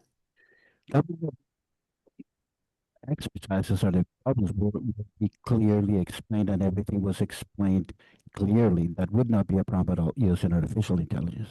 However, Muchas asignaciones se entregan con poco tiempo de antelación a la fecha límite, con instrucciones poco claras, así como sesgos en la manera en la que serán graduadas y sin relación o poca alusión con lo que se haya dictado previamente en clase. we have to consider as well that the notice that they give for this assignments, it is very short and the instructions are very limited, considering that the amount of time that we have to give this assignments, very little preparation for that purpose. Adelante. Además, han habido varios casos en que los estudiantes han sorprendido a sus maestros utilizando la IA para calificar sus trabajos de redacción, asignando Not only puntuaciones that, bajas. there's been different cases as well that the students have actually found that teachers using this artificial intelligence tools for the purpose of grading the assignments, not themselves, but artificial intelligence. Adelante. Asignando puntuaciones bajas y justificándose con el argumento de que la IA determinó que el trabajo había sido generado por inteligencia artificial. Not only that, but always under the pretext and the excuse that the work had been generated, they say, by artificial intelligence, which might not be the case. Incluso cuando esos mismos estudiantes habían completado previamente borradores a mano. The fact that those particular students had actually completed draft work made by hand, not with artificial intelligence itself, and the teachers know that. Lo que demuestra que los docentes no se están involucrando lo suficiente en el proceso de aprendizaje de los estudiantes, lo cual no les brinda una base segura que les permita aprender de sí mismos y no de So computadoras. that shows that the teachers themselves are not getting involved directly in the learning process, a learning process that will provide the fundamentals and the basics that will enable learning. The teachers are not getting involved in that process. Lo que somete a los estudiantes a hartas cargas de trabajo y no les permite desarrollarse académicamente. Which leads into a very high load for the students themselves, and it does not allow the ability for the students to be able to progress and to develop themselves in the academic part because of the workloads given. Esto resulta desalentador y desmotivante para los estudiantes para los estudiantes, ya que esto los desmotiva en su aprendizaje y su proceso de superación.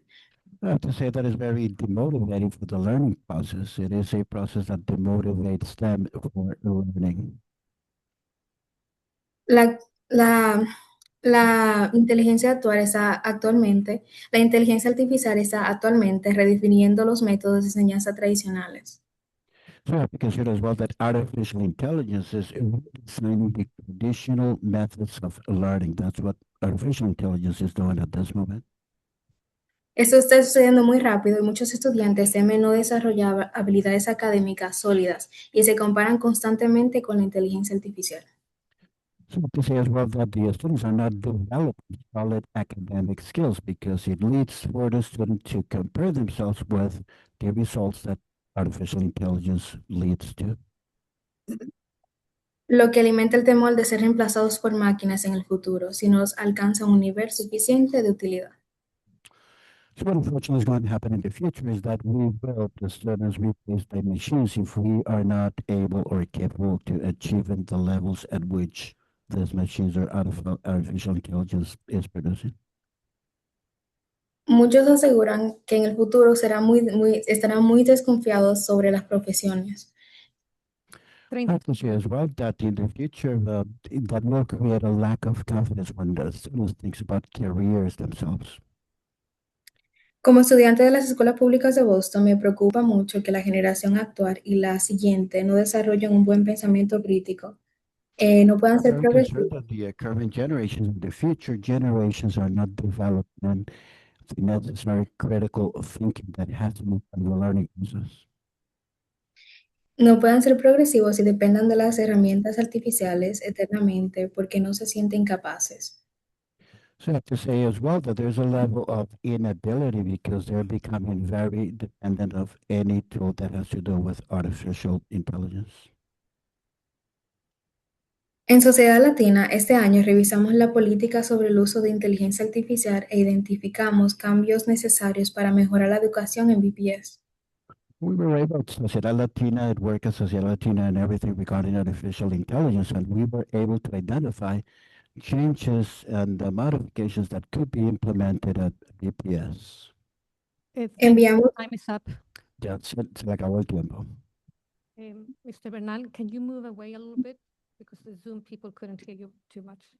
Our next person is Kenneth Francisco. An interpreter, right?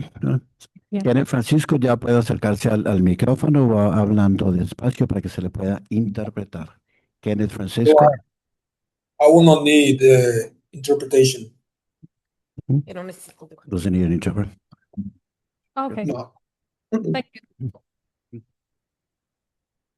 Go Good ahead. afternoon.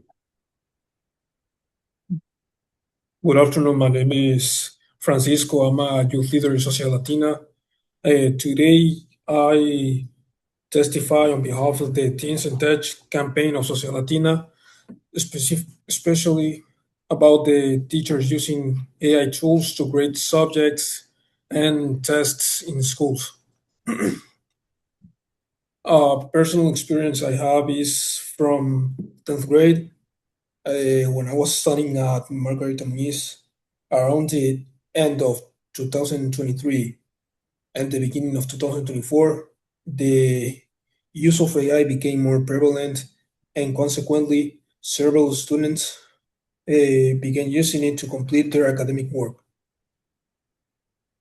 No longer after, the teachers found out about this, and to counterattack the use of AI, they began using artificial intelligence detectors like GPT-0 and etc.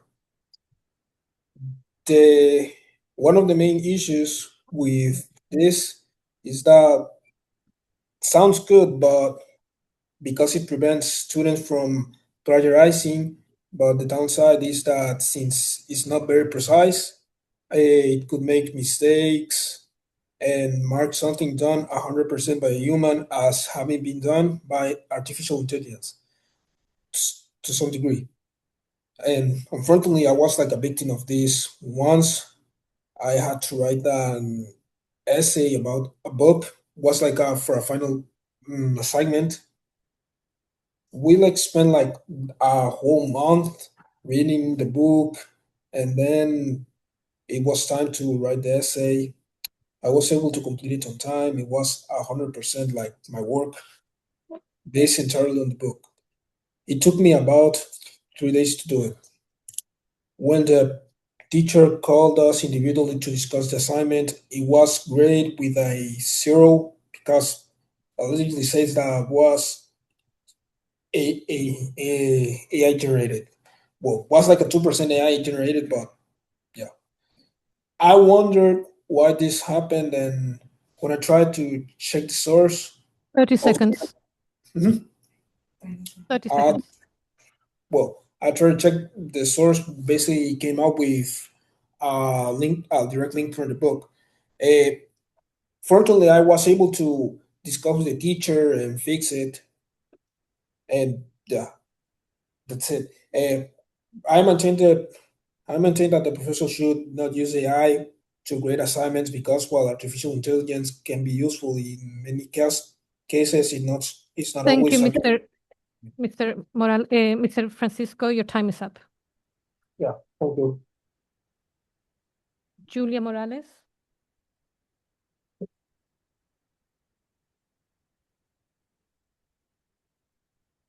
Hi there. Hi, you can start. Good evening. I'm Julie Morales, and I'm here on behalf of Sociedad Latina, as were our other two youth. I'm here to propose the creation of a Technology Advisory Committee, TAC, which would be a standing body with formal recommending authority. The TAC would include parent/caregiver seats alongside students, educators, administrators, along with disability and IEP representation built into its composition. It would meet quarterly and report transparently to the school committee. Its scope would cover device policies, social media, classroom screen use, AI tools, any other emerging technologies, and education for parents in our community. Another key function would be classroom technology transparency, which is regular reporting on how devices are actually used during the school day across all of our grades. This would protect the district as much as our families. Without a formal reporting structure, there are gaps in student internet controls that will go undetected. The TAC would also play a proactive role, developing shared community norms around technology use and supporting families on emerging issues before they become crises. Its initial focus would also be on aligning the device fee policy with pending Massachusetts legislation. We are asking for a structure that gives our community a real seat at the table as technology in our schools evolves very, very rapidly. Thank you so much. Thank you. Our next speaker is Robert Jenkins. Mr. Jenkins.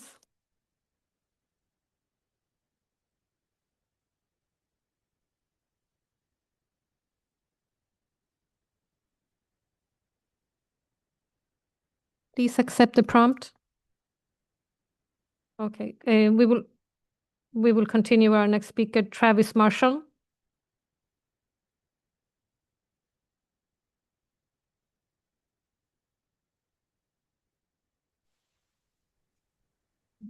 You can start.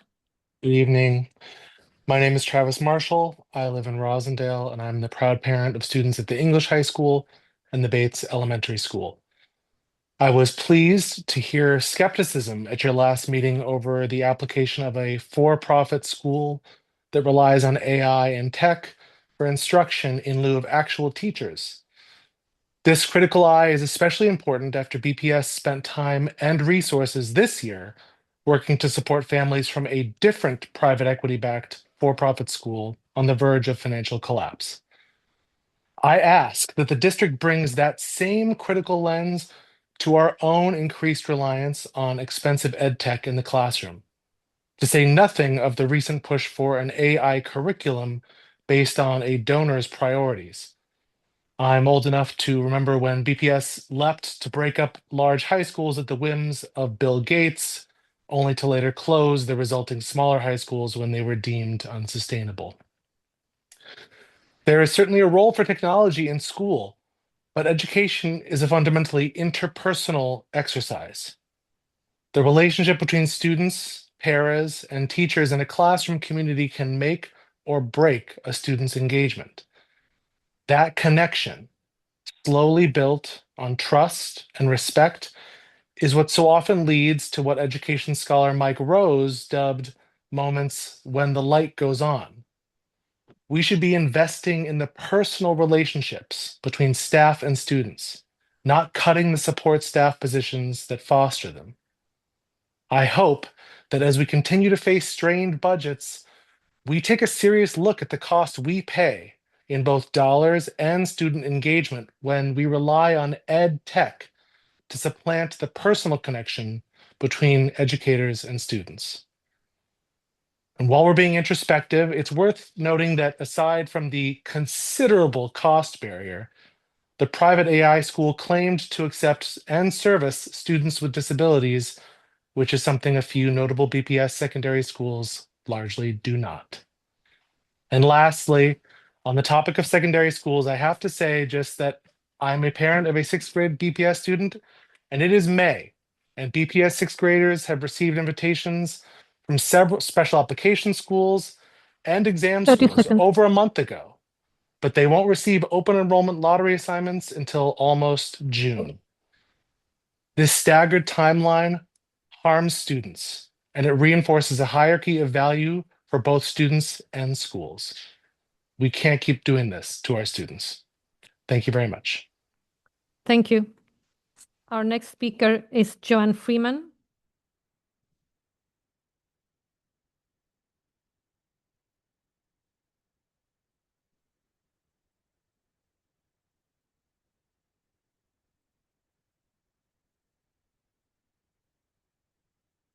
Please unmute and start your video.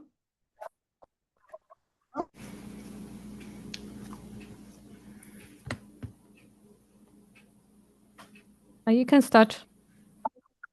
Hi, thank you. Good evening, Chairperson and Superintendent and the members of the school committee. My name is Joanne, and I'm speaking on behalf of the Citywide Parent Council leadership team that consists of Thelma, Ajay, Betsy, Yoshimura, and Pam Leans. First, we want to acknowledge and thank the Family Engagement Office and other district offices that have partnered with CPC this year. Meeting with the Office of Data and Accountability, the Budget Office, and other district leaders have helped strengthen the communication and transparency with families across Boston. This year, the CPC has continued organizing monthly citywide parent meetings, connecting families to district information and leadership and supporting engagement across school communities, largely through volunteer parent leadership and limited operational support. Boston Public Schools serves more than 49,000 students and families, speaking over 100 languages. With a budget approaching $4 billion, strong family engagement infrastructure is essential at that scale. As the district undergoes restructuring, we are specifically asking the Family Engagement Office to maintain and strengthen several supports that have allowed CPC to operate more effectively this year. Continuing assignments of designated family liaison to support the CPC, coordination and communication meeting logistics and connections across the district office. Continued translation, interpretation support for CPC meetings and communications, continued district-wide promotions of CPC meetings and families engagement opportunity through communications channels such as the Beyond the Bell newsletter. A consistent process each far for CPC to receive update CPC representative, and or family liaison contact information across schools. Structure quarterly meetings between CPC and the superintendent's office with questions submitted in advance to support productive dialogue and accountability. With strong operations and financial support, CPC can move beyond simply sustaining meetings and beginning expanding parent leadership.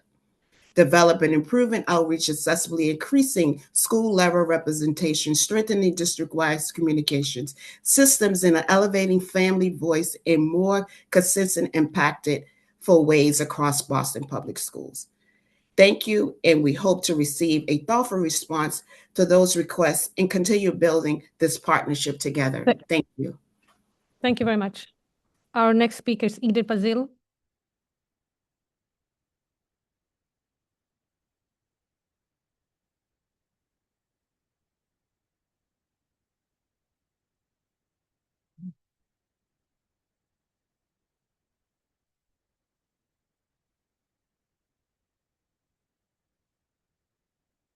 Thank you so much, and thank you, Joanne, for her comments. My name is Edith Bazil, SPEDPAC Chair. SPEDPAC's state mandated role is to advise the district on matters impacting students with disabilities, elevate family concerns, make recommendations, and offer solutions to improve outcomes. Too often, our diligent efforts to strengthen collaboration with district leadership and school committee have required repeated requests and multiple follow-up emails, which often go unanswered. While we appreciate presenting to the school committee once this year, state guidance requires 2 presentations annually, but this is not just about scheduling. The district cannot effectively serve students with disabilities without meaningful, consistent, authentic, and respectful family engagement and supported SPEDPAC leadership. And we are concerned about the district's move away from authentic family engagement. SPEDPAC works to strengthen partnerships through joint OSS SPEDPAC meetings focused on collaboration and problem solving. We organize monthly joint district family meetings, family resource fair, winter family social, and quality parent trainings. School committee members have attended some of these events, and we are thankful for that. SPEDPAC is concerned about, however, the deep cuts to family and community engagement staff at a time when the district lacks a consistent, reliable system for family outreach and communication. As a result, many families report that they are not receiving notices about SPEDPAC meetings and events. So I am first announcing our next event will be on Thursday, May 28th. SPEDPAC will host a town hall panel discussion on inclusion led by families, and this is open to all. We encourage school committee members to attend. Second, we ask the district to schedule the promised joint meeting with parent organizations, all three, to establish reliable, consistent communication, collaboration, and support for parent organizations, especially now in light of the family and community engagement staffing cuts. Third, SPEDPAC asks the school committee to schedule our required second presentation before the end of the school year. And I just want to remind you that we are volunteers who use our time to do this work on behalf of families and the district. Thank you very 30 much. seconds.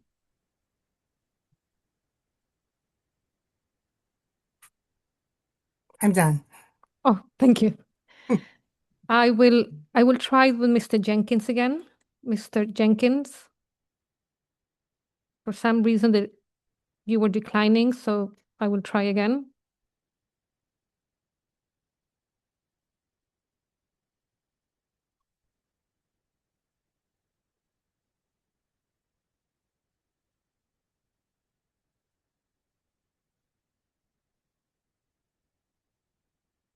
There. Please unmute and start your video.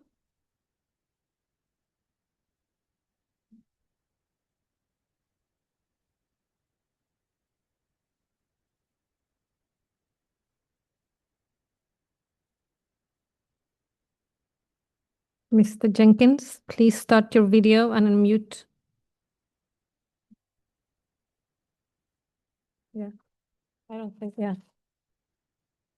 I'm sorry, it's not working. So that's all on public comment. Thank you, Ms. Parvex, and thank you to those of you who spoke this evening and shared your perspectives. Your testimony is very important to us. Our first action item this evening is the grants for approval totaling $1,455,426. Now I'd like to turn it over to the superintendent for final comments. Wonderful. Thank you, Chair. So tonight there are 3 grants, as Chair said, with a value of $1,455,000, 426.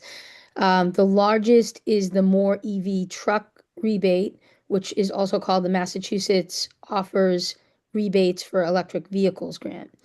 This is a continuing rebate totaling an additional $1.1 million for the school year 2026-2027, and it will help to support our 46,000 students district-wide.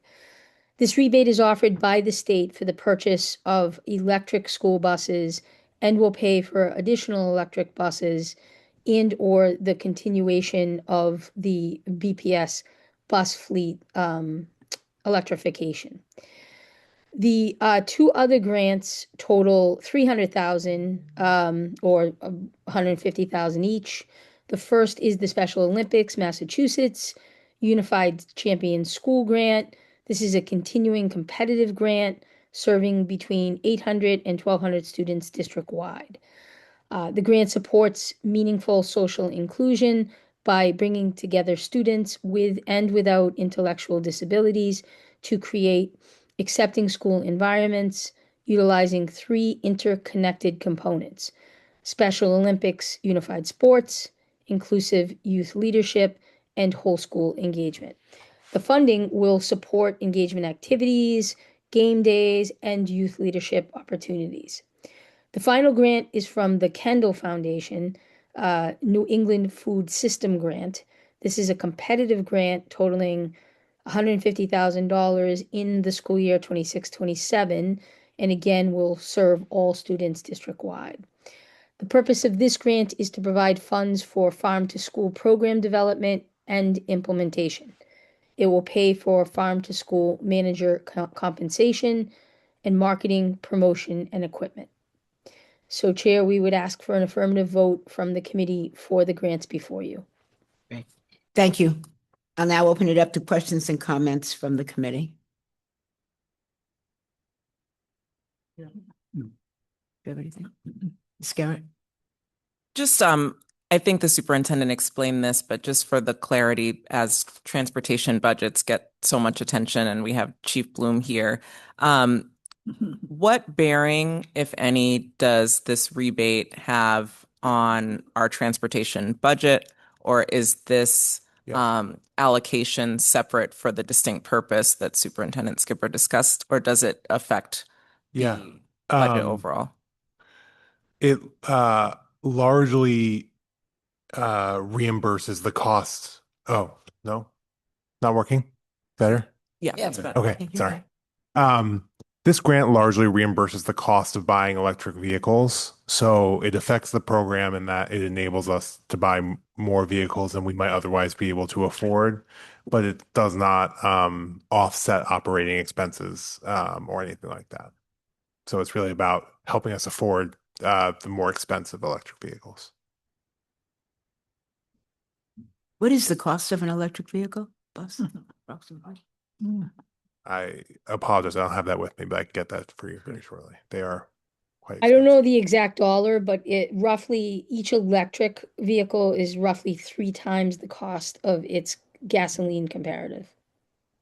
And is it expected to last 3 times as long as in a regular vehicle? I mean, what's the unfortunately life? not. We don't know. It doesn't last longer. It has significantly lower maintenance costs. Correct. Because there are fewer moving parts, engine issues, and then we also spend a lot less money on propane or diesel or any other fuel. So I don't think that makes up for the cost difference in the short term, but it does make the buses smell a lot better. I'll tell you that. No fumes. Anyone else? Wait, so say that again. So the lifespan of the buses. The lifespan of the buses is similar to similar. Okay. to a diesel or propane bus. Yeah. Okay. But with lower maintenance. And I know, David, that we are supposed to, by the year 2030, the goal is that all electric, yes, everything be electric. Are we on a pace of, I think that goal is going to be pretty ambitious for us to achieve with our current pace and with the current federal climate towards electric vehicles. When we set that goal, we had a more electric vehicle friendly federal environment. We were getting a lot of support from the EPA and other federal organizations that are now winding down. I have one more question on the 150, the new grant, the New England, the Kendall Foundation. I heard the superintendent talk about it's a farming grant. Yeah, it's a farm to school. It's the idea is getting more foods from local farms into our school lunches. So my question is, do we have a plan in place of how we're going to motivate our students to participate and eat, have these meals? Yeah. Well, I can tell you what works for my daughter. She gets really excited about different school meals. And I have to say, as someone who ate a fair number of school meals when I was teaching 15 years ago, these look like a significant improvement to me. So I think the main thing that seriously though that the team is working on is really about pairing this with culturally representative foods from our students' backgrounds and experiences, so that it's not just To be motivated. it's not just the one slice of turkey and one slice of cheese on white bread that we used to get, but instead I know there are empanadas and other delicious options for my daughter. I want to get her to not just choose the sun butter and jelly every day, but we'll working on that too. And my other question is around the Special Olympics. And do we have any data on the qualitative outcomes of the overturning stereotypes and reducing bullying? So I'm very excited to say that in the fall we'll be debuting our new grant outcomes report structure. Special thanks to Dr. Alkins, who's been an unrelenting advocate for that reform and improvement. Sorry, couldn't help myself with the shout out there. So I will definitely make sure that this is one of the grants that we prioritize for your review and feedback as we sort of are able to show a little bit more about the outcomes we're getting from the grant. So this will come, it'll be coming soon in the fall. Yeah. Put We this one actually on board. presented nationally for the work that we've done with Special Olympics Massachusetts. The National Special Olympics asked us to present around very specifically the Unified Champion School Initiative. And this has just really been very successful in a number of our secondary and middle school grades of creating unified sports teams. So we actually have the league. In fact, we can send out the dates and the locations for school committee to be able to go and see some of the games. That would be, thank you. Anything else? Okay. Thank you all. If there's no further discussion, I will now entertain a motion to approve the grants as presented. Is there a motion? So moved. Is there a second? Second. Is there any discussion or objection to the motion? Is there any objection to approving the grants by unanimous consent? Hearing none, the grants are approved. Thank you. Our next action item is the superintendent's recommendation to withdraw the Boston Public Schools from the Massachusetts School Choice Program for school year 2026 to 2027. You will recall that this recommendation was presented to the committee at our March 25th meeting, and we held a public hearing on the school choice program at the beginning of today's meeting. I will now invite the superintendent to offer any final comments. Wonderful. Thank you, Chair. So as we presented on March 25th, each year, the Boston School Committee must choose whether or not to participate in the Massachusetts Inter-District School Choice Program for the upcoming school year, and this has to take place by June 1st of each year. We're here tonight to ask the school committee to vote in support of our recommendation for the district's continued non-participation in the school choice program. The rationale for withdrawal from the school choice program has to be shared with the Department of Elementary and Secondary Education, or DESE. If the school committee members do not vote to withdraw from the school choice program, excuse me, then it means the district agrees to allow non-resident students to attend BPS schools starting in school year 2026-27. If members decide the district should participate, they must also decide whether to restrict enrollment to certain grade levels, or it's assumed that all grades will be open for enrollment in the fall. Since this law was enacted in 1994, the Boston School Committee has consistently voted not to participate in the school choice program in order to ensure that Boston students have priority access to all BPS schools. During the 25-26 school year, none of the communities surrounding the city of Boston participated in the school choice program. These would include cities such as Brookline, Dedham, and towns Dedham, Needham, Milton, Somerville, and Revere. In other words, based on the decisions of past years, Boston, we should not reasonably expect reciprocity from any of the neighboring cities and towns. There's definitely been some interest in allowing students who do not live in Boston to attend BPS schools. We've had that discussion here in school committee. We though, having analyzed the inter-district school choice program, we don't believe that's the actual right forum for that discussion. But we do think that there may be some other avenues that we could pursue. We've been able to detail that some districts have language in their collective bargaining agreements, which are known as CBAs, that allow non-resident staff to have their children attend their district schools, but have specific guardrails. We think this is one idea that's worth exploring, and that is something that we're intending to do to be able to update the council in the fall. We do know that anything we do on this particular topic is going to require a robust community engagement process in very specific guardrails to make sure that Boston residents have priority to attend Boston schools. This is a conversation we'll continue to engage in with the committee. We'll come back in the fall with some of the lessons that we've been looking at from neighboring districts around us that have anything in their CBAs. But this again would be outside of the school choice process. Tonight we have Chief Sanchez, who is our Family Advancement Officer for OFCA, and she's here to answer any questions. But again, we would encourage the committee to vote not to participate in the interdistrict school choice program. Thank you. I'll now open it up to questions and comments from the committee. Excuse me, can I just interrupt? Could you, all members, please remember to speak closer to the mic? Thank you. Thank you. Anyone? Question? Go ahead. Very good. Well, I'll take the first crack. The superintendent did just mention that there are other avenues, including the process of allowing students of out of of teachers who live outside of Boston, who then could attend. That's are we still following up with that? Yes, that's exactly what Superintendent Skipper just said. First of all, good evening, everyone, Madam Chair. Thank you for having me this evening. This is something that we're actually going to be exploring.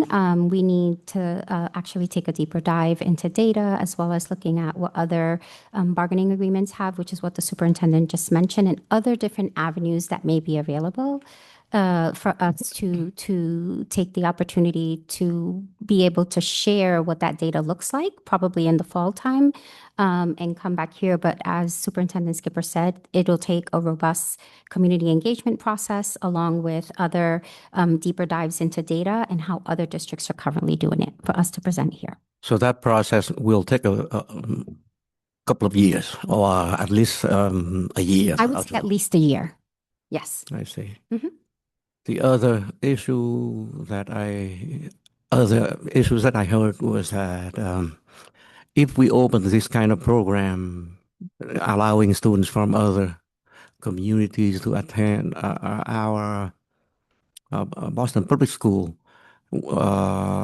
based on different grade level. So, say if there are certain grades that we have such a low level of students attending, is that something that we are also that may be open up for students outside of? It's definitely something that we would consider around the decision making and the processes that we would present to you all for the part of the decision making. But it's definitely one of the data pieces that we would be looking at.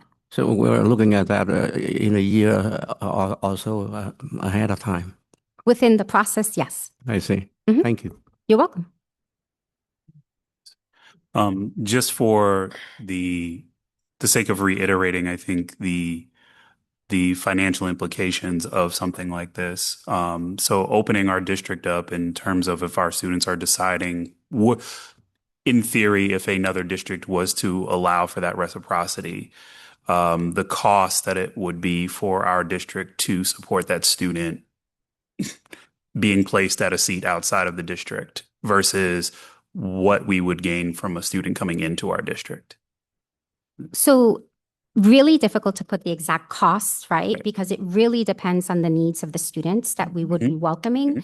But in terms of the interstate, the Department of Education puts pretty much a cap of about $5,000. And I know, is Chief Bloom here? Oh, yep, he is. Because he can actually talk a little bit more specifically in terms of numbers. But when it comes to us actually putting a number on what the benefit or the cost would be for students that we welcome into the district, it really depends on the needs of the district that end up coming in. The needs of the students, pardon me, that end up coming in from other districts. Understood what you mean. Yeah.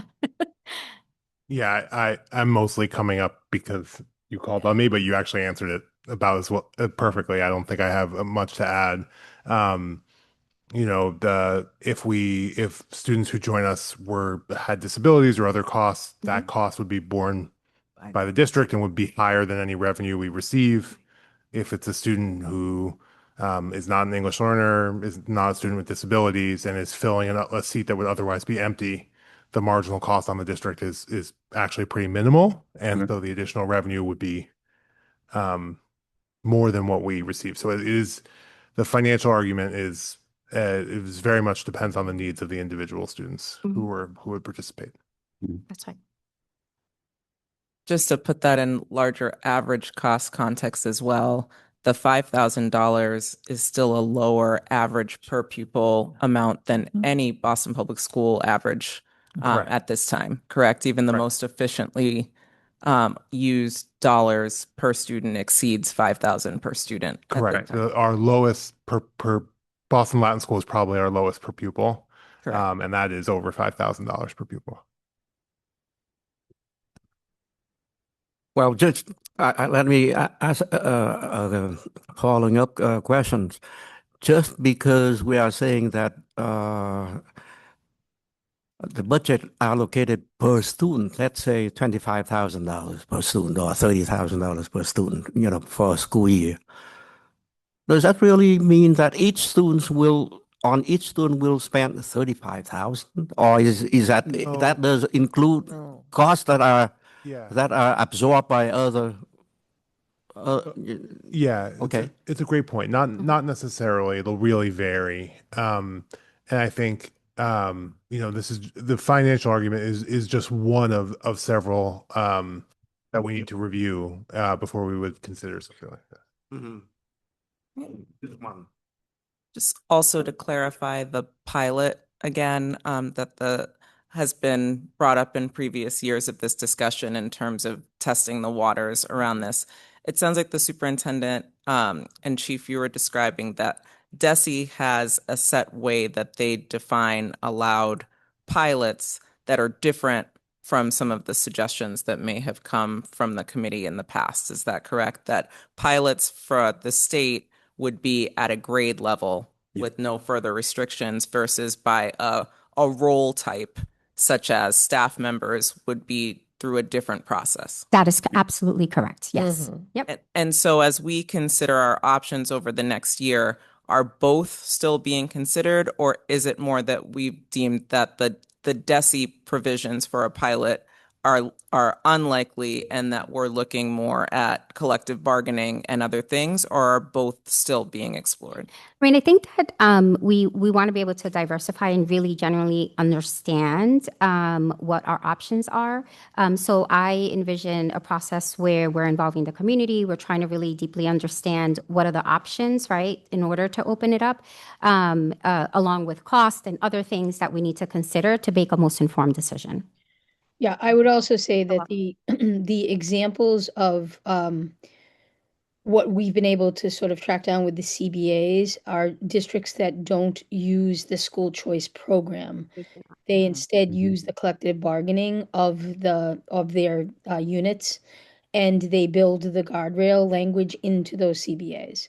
And that guardrail language can be as flexible as needed, that they just have to negotiate it. That's different than the school choice, which is actually a set of policy and somewhat binding in terms of the cost of reimbursement, how you approach it, the reciprocity, all of that. So I think at this point, we're really looking more toward what this would be like to get it into collective bargaining as opposed to going the school choice route at this point of time. And do we have a sense from the districts that use that method what that funding reimbursement looks like? Is it more favorable, less, the same, or is there no fund? Or I don't have that at this time, but we would do research for It's sure. going to be it's going to be their Chapter 70, right? It's going to be their foundational funding. They're not getting anything on top of that. So, we're in the beginning stages of really kind of dissecting the CBAs of the districts that are doing this. Many of them have guardrails around special education, transportation, the things that would add and layer cost onto us, as well as the seat being available only while the employee is an employee of the district. So if the employee stops being an employee of the district, that seat then gets taken away. So there's a range of ways that districts seem to have approached it. for the ones that have this. But that's going to be the work of doing some good analyzing this summer through Chief Sanchez's shop. Certainly looking at it from the fiscal standpoint, since we fund so much more than the Chapter 70 foundational funding per pupil. And again, these seem to be much more leaning toward staff retention strategy and enrollment stabilization as opposed to any kind of triggering of funding. Yeah. And given the nature of our Chapter 70 state aid, we would need to have thousands of new students. Correct. Before it made much of a difference in our state aid. So I wouldn't anticipate this being any way to raise funding for the Correct. system. Yeah, this could just be it's really enrollment stabilization and in particular grades in schools and staff retention. Right. Well, Okay. yeah. No, I was going to say that looking at that as a retention strategy does make sense. I'm thinking particularly for many of our teachers from underrepresented backgrounds and just as an extra added incentive to diversify the district as one reason also, and just you're at the very beginning stages, as you said, so I understand that. Is there any sense across the district that there might even be interest in this from staff, or? That would be part of the process because we would, Initially, yeah. yes, of course. Okay. Yeah, we would definitely actually seek, through surveys and conversations and be able to understand the interest, right? But that would definitely be part of the process. For sure. Mm-hmm. And I assume that data on how many of our teachers and other staff live outside the city of Boston is also part of the reach. That's correct. Yes. Okay. So just to be clear, a yes vote means that the district hereby agrees not to participate in the school choice program. So I will now entertain a motion to approve the superintendent's recommendation to withdraw the Boston Public Schools from the Massachusetts School Choice Program for school year 26-27 as presented. Is there a motion? So moved. Thank you. Is there a second? Second. Is there any discussion or objection to the motion? Ms. I Pratt? do. I like to abstain Okay, from the voting. when we get there. Okay. Okay, we'll let you do that in a second. All right. Ms. Parvex, will you please call the roll? Thank you. Dr. Alkins, Yes. Mr. Peralta, Yes. Ms. Polanco Garcia, Yes. Ms. Torres, Yes. Mr. Tran, Well, just saying a little short remark. The reason why I will abstain, my limit and my definition of DEI extend beyond just a city. And I adhere to that principle as a civil rights lawyer for the last 30 years. I do understand the hardship, the financial hardship. I do understand the kind of issues that we will face regarding this, but not until I do see all the information that are secured in the sense that we tried everything and we cannot do anything about it. And I may switch my vote, but at this point, I'm not going to go against my colleagues, so I will abstain. Thank you. Ms. Garrett, Yes. Ms. Robinson. Yes. The motion passes with 6 yeas and 1 abstention. All righty. Thank you. Our final action item this evening is the fiscal year 26 supplemental appropriation request for $22,845,672 to Boston Public Schools in support of a balanced budget. As you might remember that this was presented at the April 15th meeting. I will now turn it over to the superintendent for final comments. Wonderful. Thank you, Chair. So the district continues to address fiscal year 2026 budget deficit due to several factors, including significant cost increases related to healthcare premiums, and they're historically high, as well as inflation, out of district special education costs, yellow bus transportation, and student food service. As we've explained in previous school committee meetings, the team has saved $26 million by reviewing and managing the cost of our most expensive programming, like transportation, and through school and district-wide spending pauses. However, these actions alone are not enough to close the gap. Our current projections show a remaining FY26 deficit of $28 million, due mostly to health insurance and utilities costs. Tonight, we're asking the school committee to approve a supplemental appropriation request for fiscal year 2026 from the Boston City Council for a total of $22.8 million. This funding will cover the projected overages in health insurance and utilities. Both of these are areas that are budgeted in collaboration with the city and have seen unusual and unexpected cost growth. The remaining projected budget gap will be closed through the continuation of our own cost management strategies and use of available grant funding. The matter requires an affirmative school committee vote before it is sent on to the city council for its review and consideration. As you know, Chief Bloom is here tonight if you have any questions, but we would ask the committee's support so that we can move this appropriation request on to city council. Thank you, Chair. Thank you. I'll now open it up to questions and comments from the committee. I have one question. Thank you, Chair. Thank you, Superintendent and members. And thank you, Chief Bloom, for all your presentations on the budget and about the budget. There's the memo says that there's a deficit of $28 million. The request to the city is 2.8. What is the plan for the 5 to 1 million? Yeah. Thank you very much for that.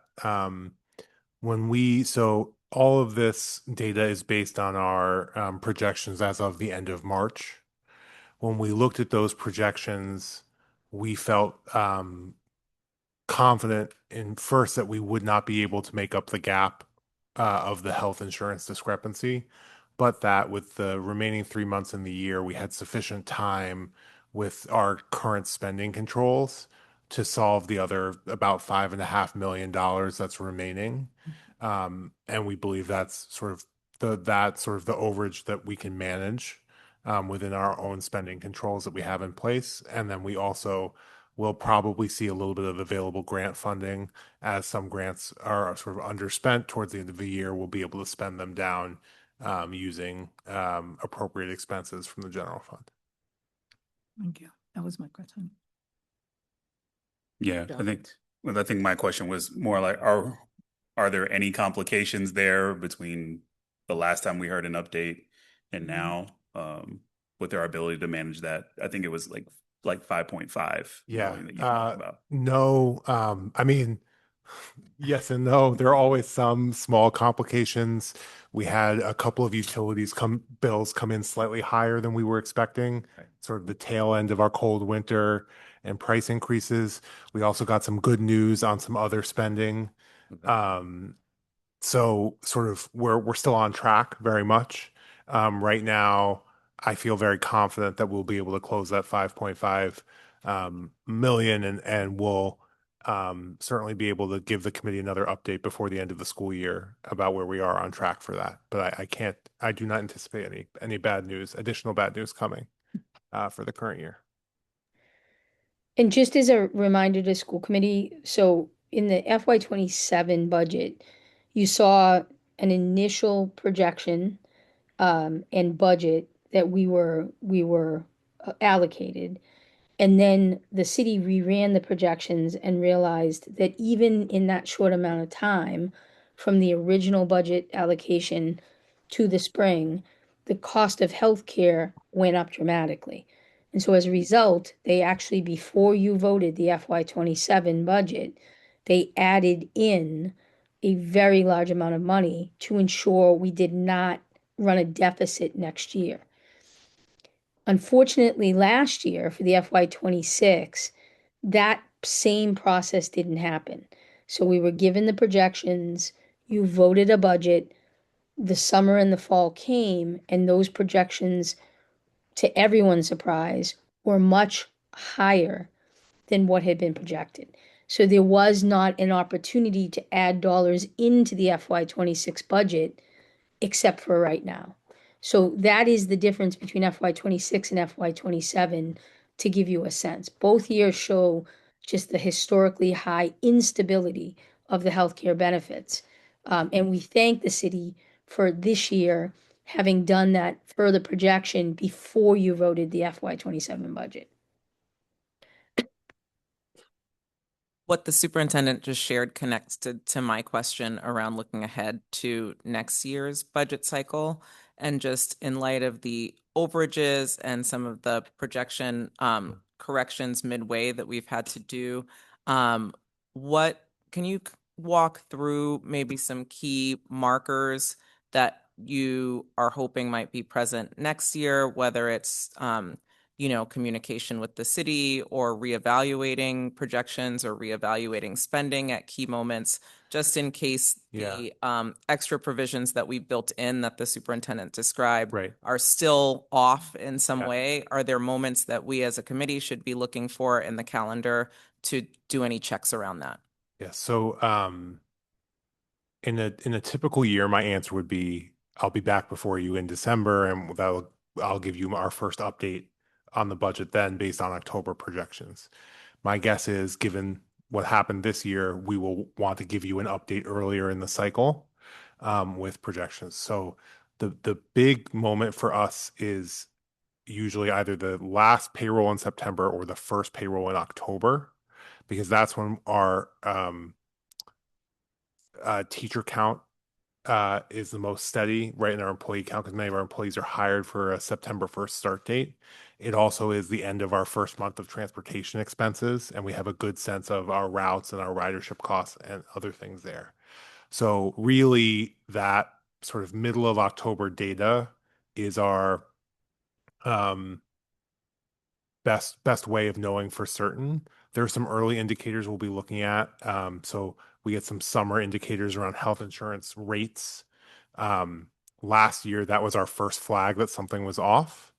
But this year, I think the adjustment we did and that the superintendent was mentioning should have adjusted for that. So I'm not anticipating much news until October. And then we'll just be continuing to monitor every month with the committee as we get our run rate.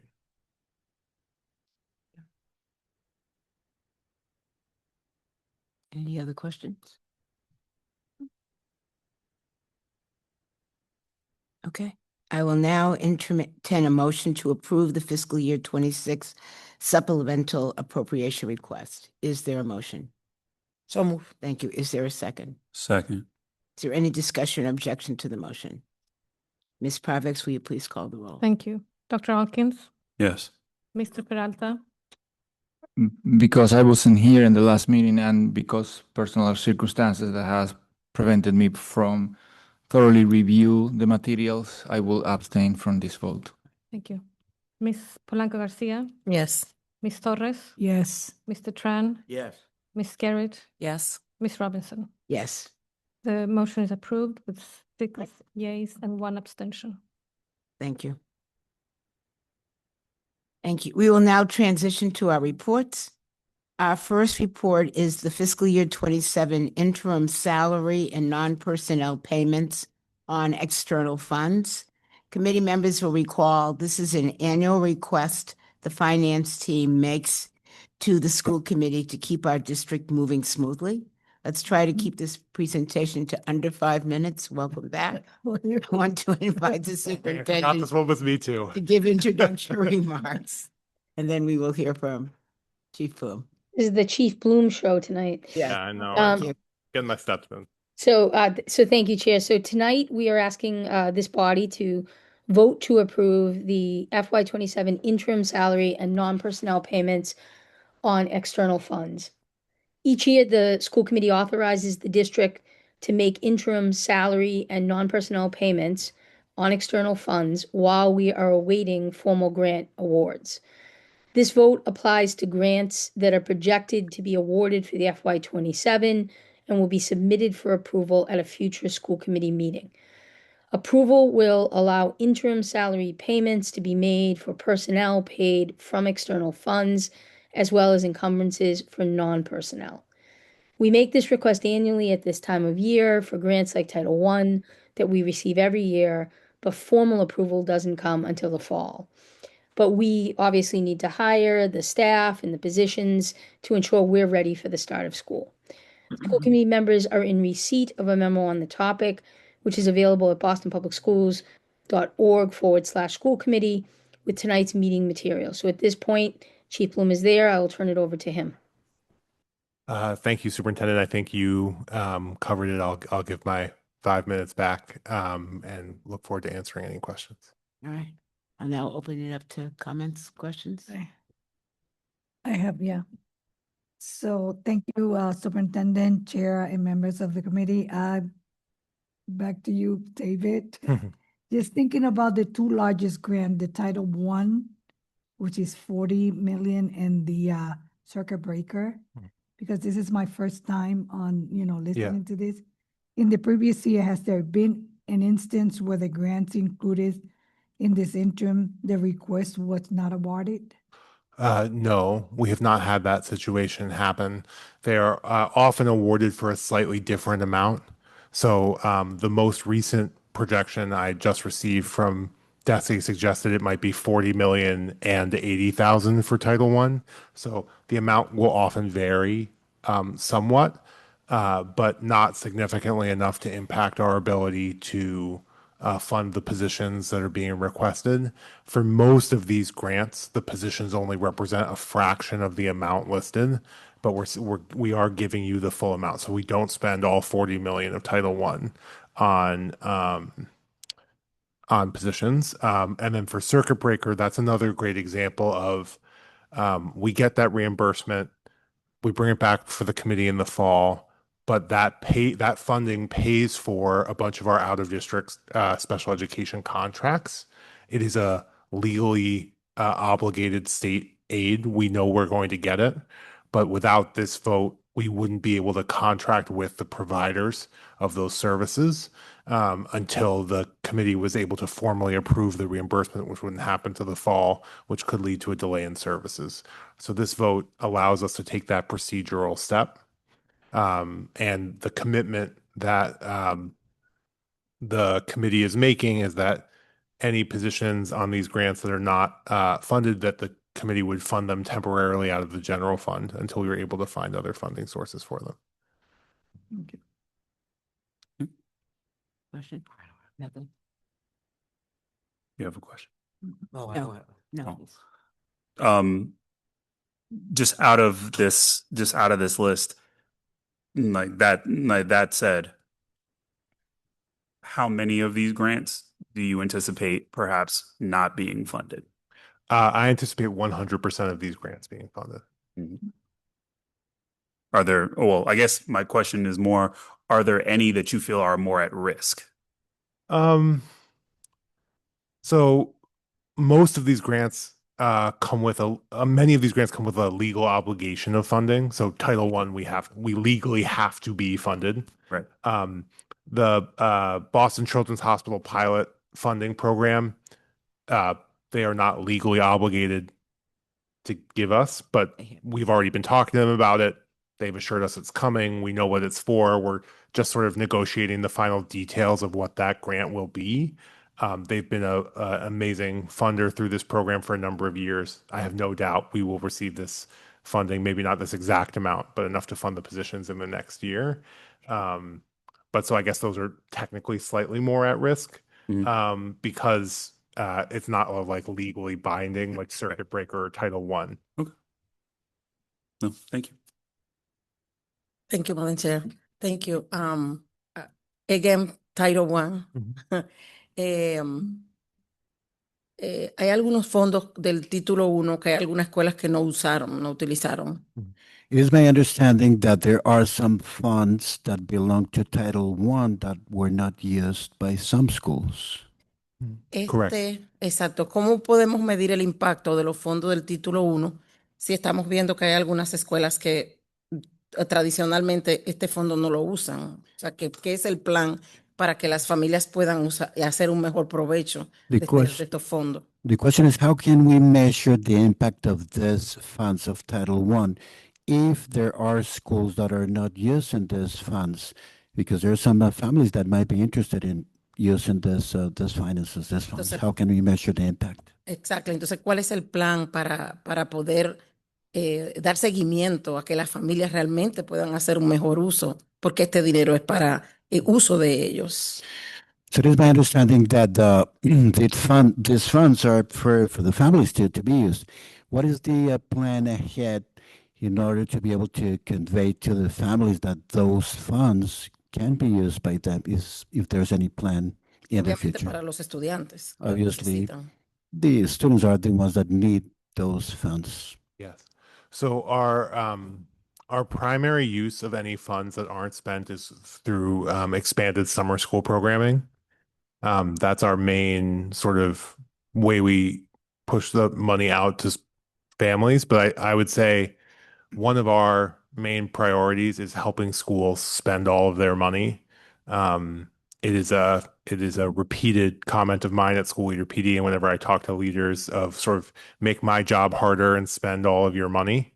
And so the main thing we do is we've identified schools that have had more issues with spending and asked them to create spending plans, specifically proactively, so we could understand every plan for every dollar and work with them to get those spending items and procedures in early in the year so that families are receiving the full benefit of their Title I funds.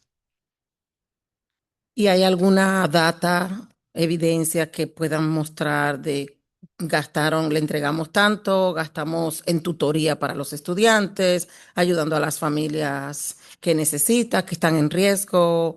¿Qué es la data que tienen que sea medible para una rendición?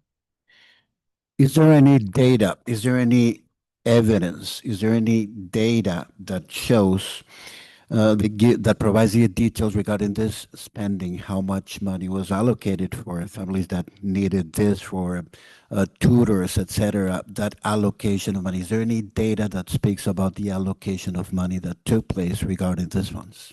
Yes, we could certainly provide you data on what the spending was by school, what they actually bought. Yeah. Sí.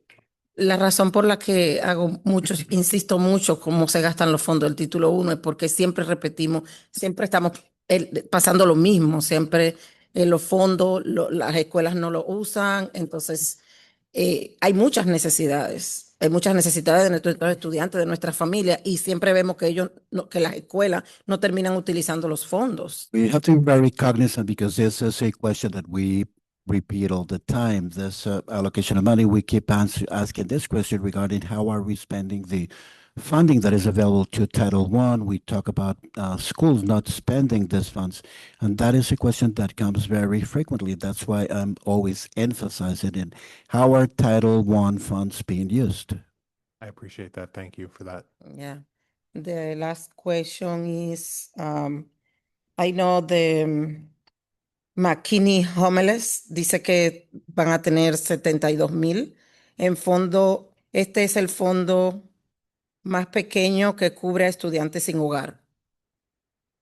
It is my understanding that the McKinney funds, they claim, or they do have $72,000 available, which is the smallest fund available for homeless students. That it is my understanding. Correct. Entonces, ¿es suficiente para las necesidades reales de los estudiantes sin hogar en Boston? ¿Cuántos estudiantes cubre? No, Is yeah. that is that No, it's that yeah. the amount itself does you can say that does not cover many students. Is that sufficient to cover the needs of homeless students in Boston? Yeah, $72,000. It is a drop in the bucket, but it is the maximum available in that particular funding stream. We spend many millions of dollars on top of that in support of our homeless youth from other sources. But that one grant, that is the size of that grant. I agree. It is an unbelievably low amount for the thousands of students we have experiencing. homelessness. Mm. And so that's why we are proud to commit additional district resources to support the work. El título 3 tiene 2 millones. Este fondo es especialmente para estudiantes aprendices del inglés. We're talking about Title III right now. We are talking about the availability of $2 million, particularly for English language learners. Dado lo que discutimos anteriormente sobre las brechas en programas para estudiantes multilingües, So considering our previous conversations regarding the gaps that exist for English language learners, ¿cómo se está ubicando este dinero para tener un impacto medible? how is it that these funds from Title III are being allocated to be able to have a measurable impact, an impact that could be measured? Yeah, so Title III funds are used primarily for 3 types of supports. First is high quality teacher professional development in supporting multilingual learners, both through literacy instruction and differentiated content teaching. There's also funding used for extended learning opportunities, summer school, after school, multilingual programming in those times, as well as parent literacy training and engagement through community-based practices. So those are the 3 main initiatives that are supported through Title III programming, and it is on the list for a grant summary report in the fall, and so we'll be able to give you some more data on that. A grant outcomes report, I should say. Thank you.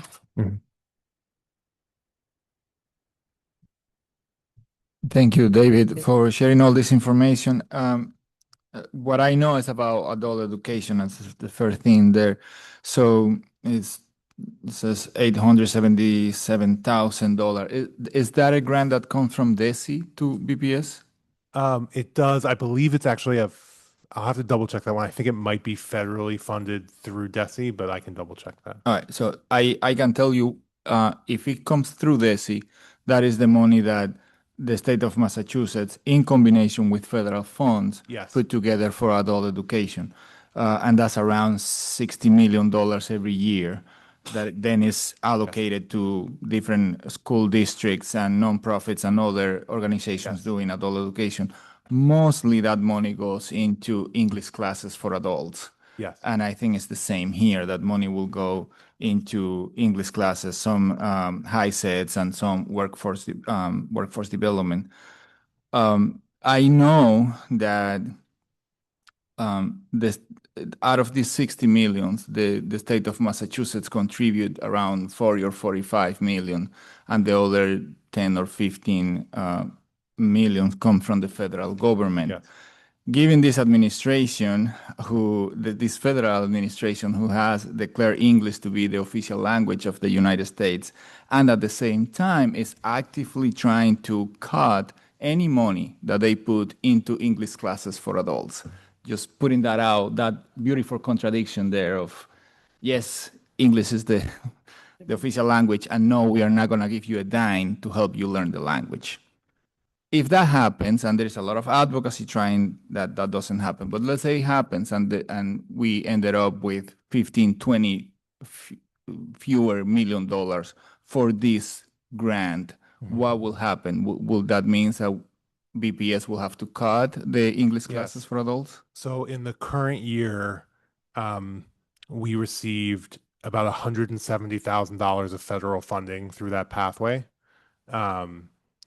So it would put that at risk. What I would say our typical approach is with this sort of ongoing entitlement funding at that scale is we will often try and find a way to continue it for 1 year so that we can return to the committee as part of our budget cycle and make a plan for 28. So let's say we don't receive that 170,000 for adult education. We would work with the adult education team and with the superintendent and leadership to try and maintain programming as much as possible for the current year, and then work together with you in the committee to determine if we can then sort of provide an offsetting general fund contribution in the upcoming budget cycle.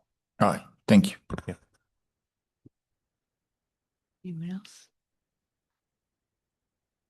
All right, thank you, Chief Bloom, and we will take a vote on this issue at the June 10th meeting. Thank you. Our second presentation tonight is the Dudley Street Neighborhood Charter School Renewal Application. Let's try to keep this presentation to under 7 minutes. I'd like to remind our presenters to please speak at a slower pace to assist our interpreters, and I want to invite the superintendent to give introductory remarks. Great. Thank you, Chair. So tonight, Elijah Hextall, who's the principal of the Dudley Street Neighborhood Charter School, and Jesse Solomon, who's the executive director of the Boston Plan for Excellence, they're here to present on the Dudley Street Neighborhood Charter School's charter renewal application. The school's requesting votes on 4 items. The first is the approval of its application for renewal of its public school charter. The second is its approval of its accountability plan, which outlines its intended outcomes and metrics. The third is the approval of the MOA, or the Memorandum of Agreement, between the school's Board of Trustees and the Boston Plan for Excellence, which serves as the school's educational management organization.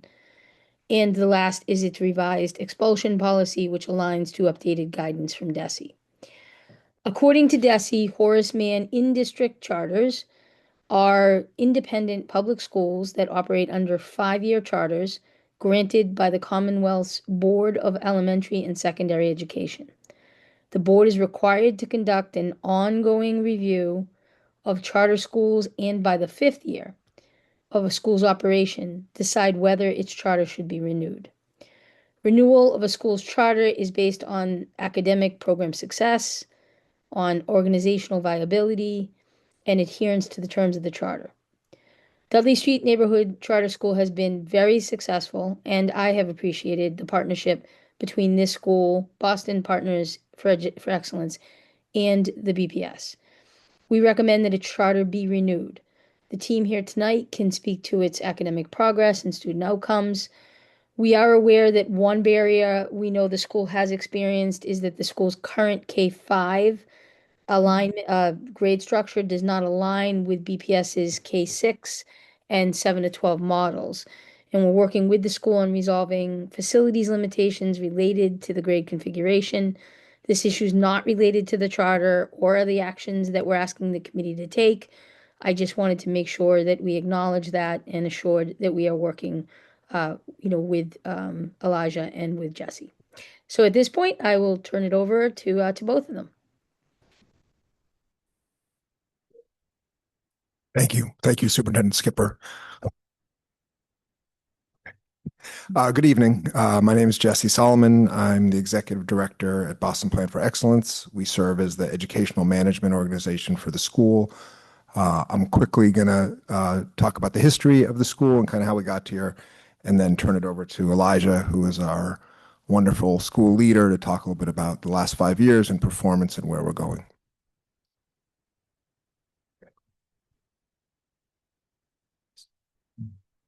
So the school was founded in 2011 in collaboration with the Dudley Street Neighborhood Initiative. And really the idea was to try to craft ultimately a pre-K to 12 pathway in what that point was the Dudley Square neighborhood and now is the Nubian Square neighborhood, of sort of quality seats and quality options for young people and families all the way through without having to sort of get lucky or know what comes next, but really being able to count on a pathway.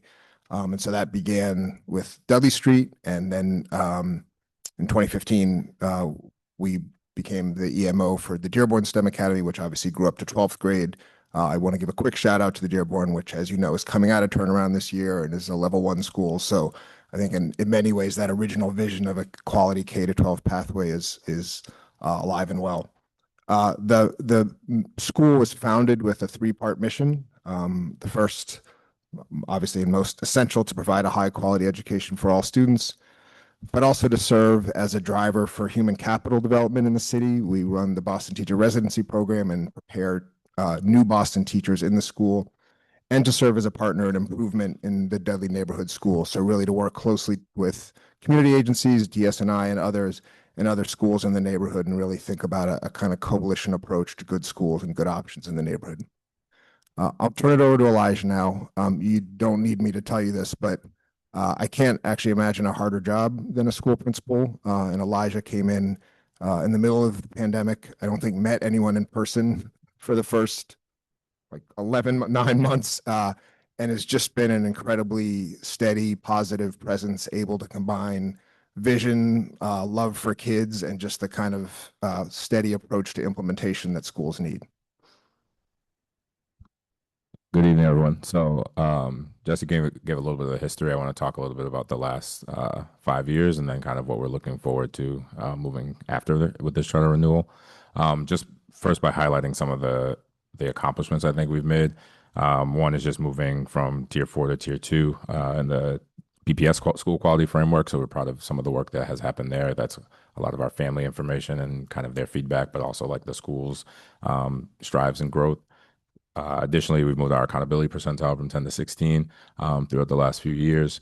And then some of our key kind of subgroups that we've looked at their overall accountability percentiles. You see it in the slide deck, our high needs, our low income, and our L's and former L's have done substantially better. And so we're excited that to serve the population that we have and that some of the progress that we've seen. Like any other school, we have a lot of ways to grow and we'll continue to do that. But I want to share some highlights and shout outs to the staff who have done a lot of that work to make it happen. We're in Region 3, so like a lot of the schools in Dorchester and Roxbury, we have similar demographics.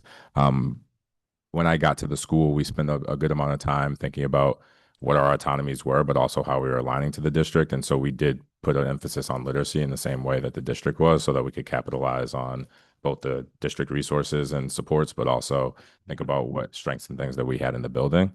Some of the highlights in terms of our progress there is just around, especially our foundational literacy.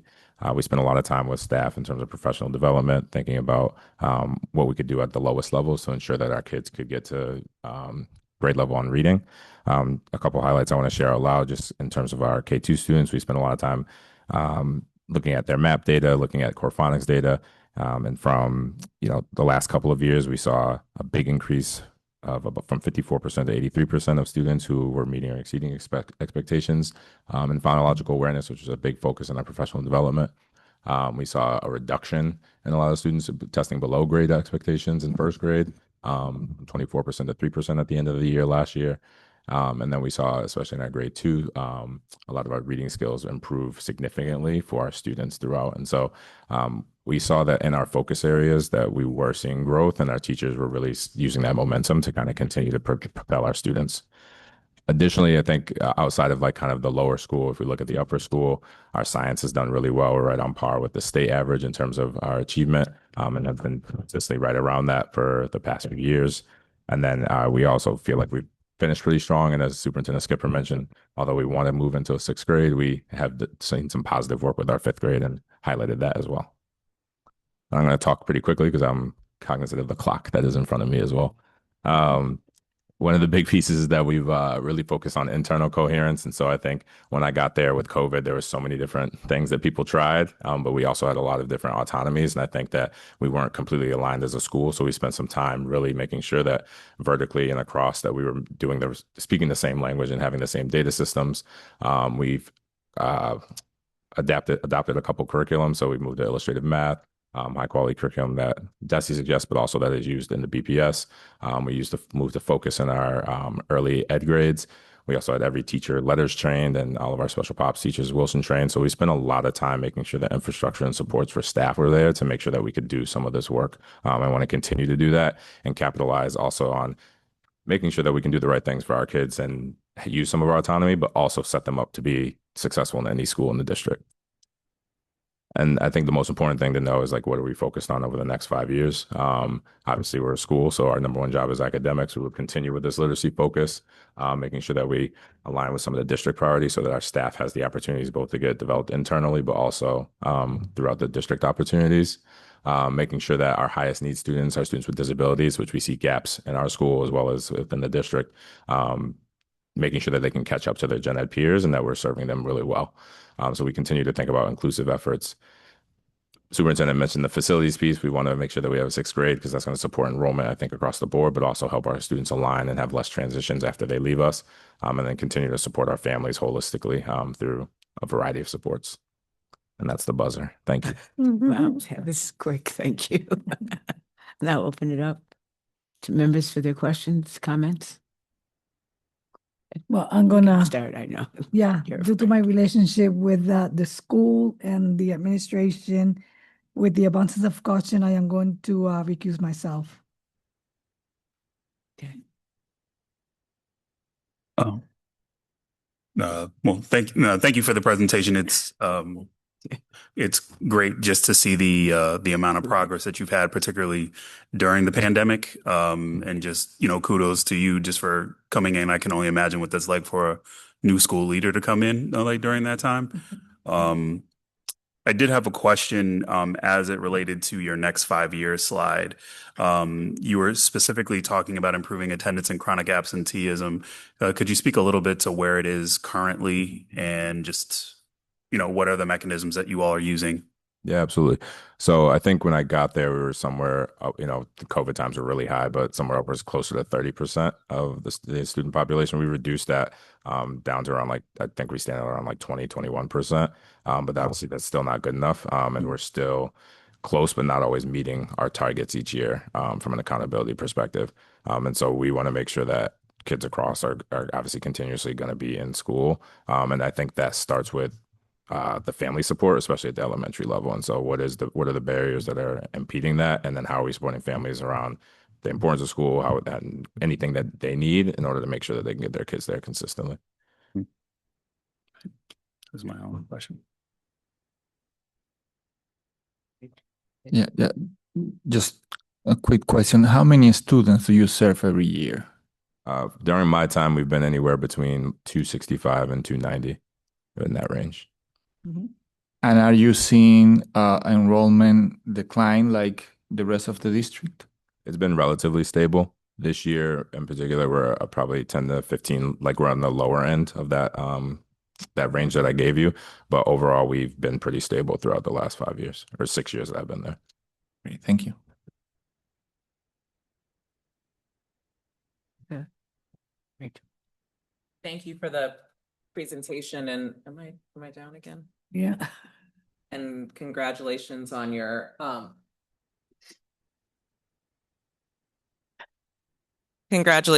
successes and improving outcomes over time and using instructional coherence as a real anchor to do that. Just a clarifying question about some of the improvement data at the foundational literacy stage in those grades. Are those MAP assessments? Is that per MAP? Yeah. Is that from BOY to EOY, or is it year over year in terms of the 54 to 83? That's comparative year to year. So at the end of the year. So that's what we've been looking at. So not the same necessarily cohort of students, but the same grade level. That's great. Thank you.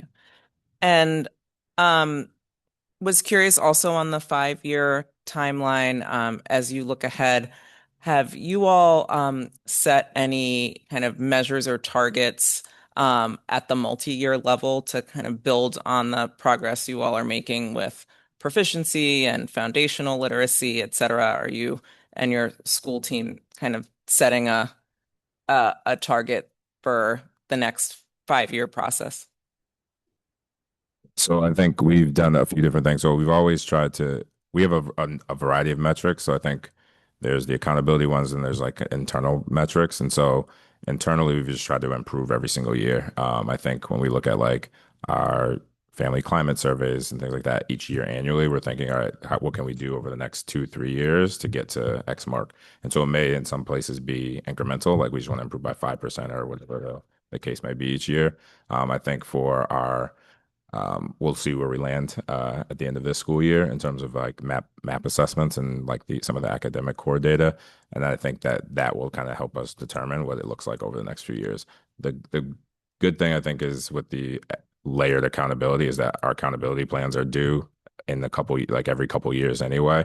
And so we have to look a couple years in advance on top of what our charter renewal is every 5 years. You want to add to that? And then I think my last question, and this may be more for the superintendent or someone in the space, just might be helpful to narrate familiarity with the school quality framework for folks who may not be as familiar in terms of how schools move from one level to the other, and that accountability system being more specific to our district, having some different criteria and ways to assess what tier a school is, just for greater understanding holistically. Yeah, I can certainly add in, and I think Monica maybe. Ms. Hogan's headed this way too. Yes. Hi, Superintendent. But yeah, I mean, in general, this is, and as you know, this is an area that we're beginning to undertake some look at, but because the variables are fluid year to year, it does mean that there is a changing of tier for our schools. And Monica can kind of go into what specific elements go into it. But what we're looking to do in some of the revisioning is to create a little bit more of stability among the tiers so that it's easier for the public and parents choosing to be able to understand what it represents. So, Monica? Yeah. Hi, everybody. So the school quality framework is a BPS tool that assigns a tier from 1 to 4 to every school in the district. So tier 1 being the highest, tier 4 being the lowest. These tiers are calculated annually and used as part of the assignment system to help determine which schools show up on the assignment list for students across the district. And so 75% of the school quality framework is based off of student achievement. So that's a combination of MCAS, access. One of the distinctions between the school quality framework and the state accountability system is that the school quality framework emphasizes growth over achievement. And so schools essentially have a long list of metrics, and we look at progress on those metrics between years to determine, and then aggregate all of that together to determine an overall score. That score then determines the tier. We can provide some more background information to you all on sort of how that calculation works. But I think another piece of the school quality framework that's important to call out is that every school could be a tier 1 school. And when we think about the state accountability system and we talk about percentiles are a ranking comparing a school to every other school in the state. So every year there will be schools in the bottom 10% of the state, because as a normative calculation, that will happen, right? As opposed to the school quality framework, if every school is meeting all of their targets, every school could be a tier 1 school. So I don't know if there's any more That's very helpful, that you were thinking Ms. about. Hogan. So, Thank you. yeah. I appreciate that. And I did have one final question, not for Ms. Hogan, for the Dudley Street team. In the current context with the grade configuration being, misaligned due to a variety of constraints, curious where most often your students matriculate after, and what that looks like, knowing every family's journey is different. But what are the typical patterns of pathway that you see right now, especially being off cycle with with most other schools? Yeah, so I'd say probably 50% are headed to other district schools, and depending on most are kind of in the neighborhood, so they're staying relatively close by. But others may consider other options. I think we've seen others go to different charters, some of the Commonwealth charters, and I'd say that's another good 25 to 30% of the students. And then I think we have a much smaller percentage that may consider like a private or some other or Metco or something along those lines. So, but I think about half are going to BBS schools would be my guess, and a good another 30-40% are headed to charter schools, like Commonwealth charter schools that are they're independent of the district, and then there's like 10% that I would say are doing other options.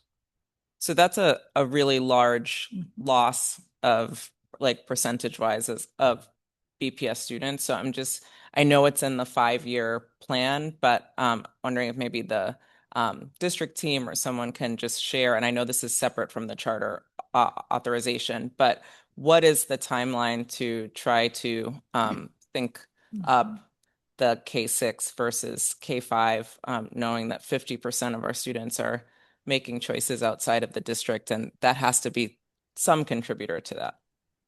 Yeah, so it's a little bit complex. I think with Dudley, we had, if you guys recall, Dearborn actually began in the 6th grade, and it was intended because Dearborn also fell under Jesse's portfolio, as he can speak to. But the challenge was we were not seeing the students matriculating from Dudley and actually choosing Dearborn.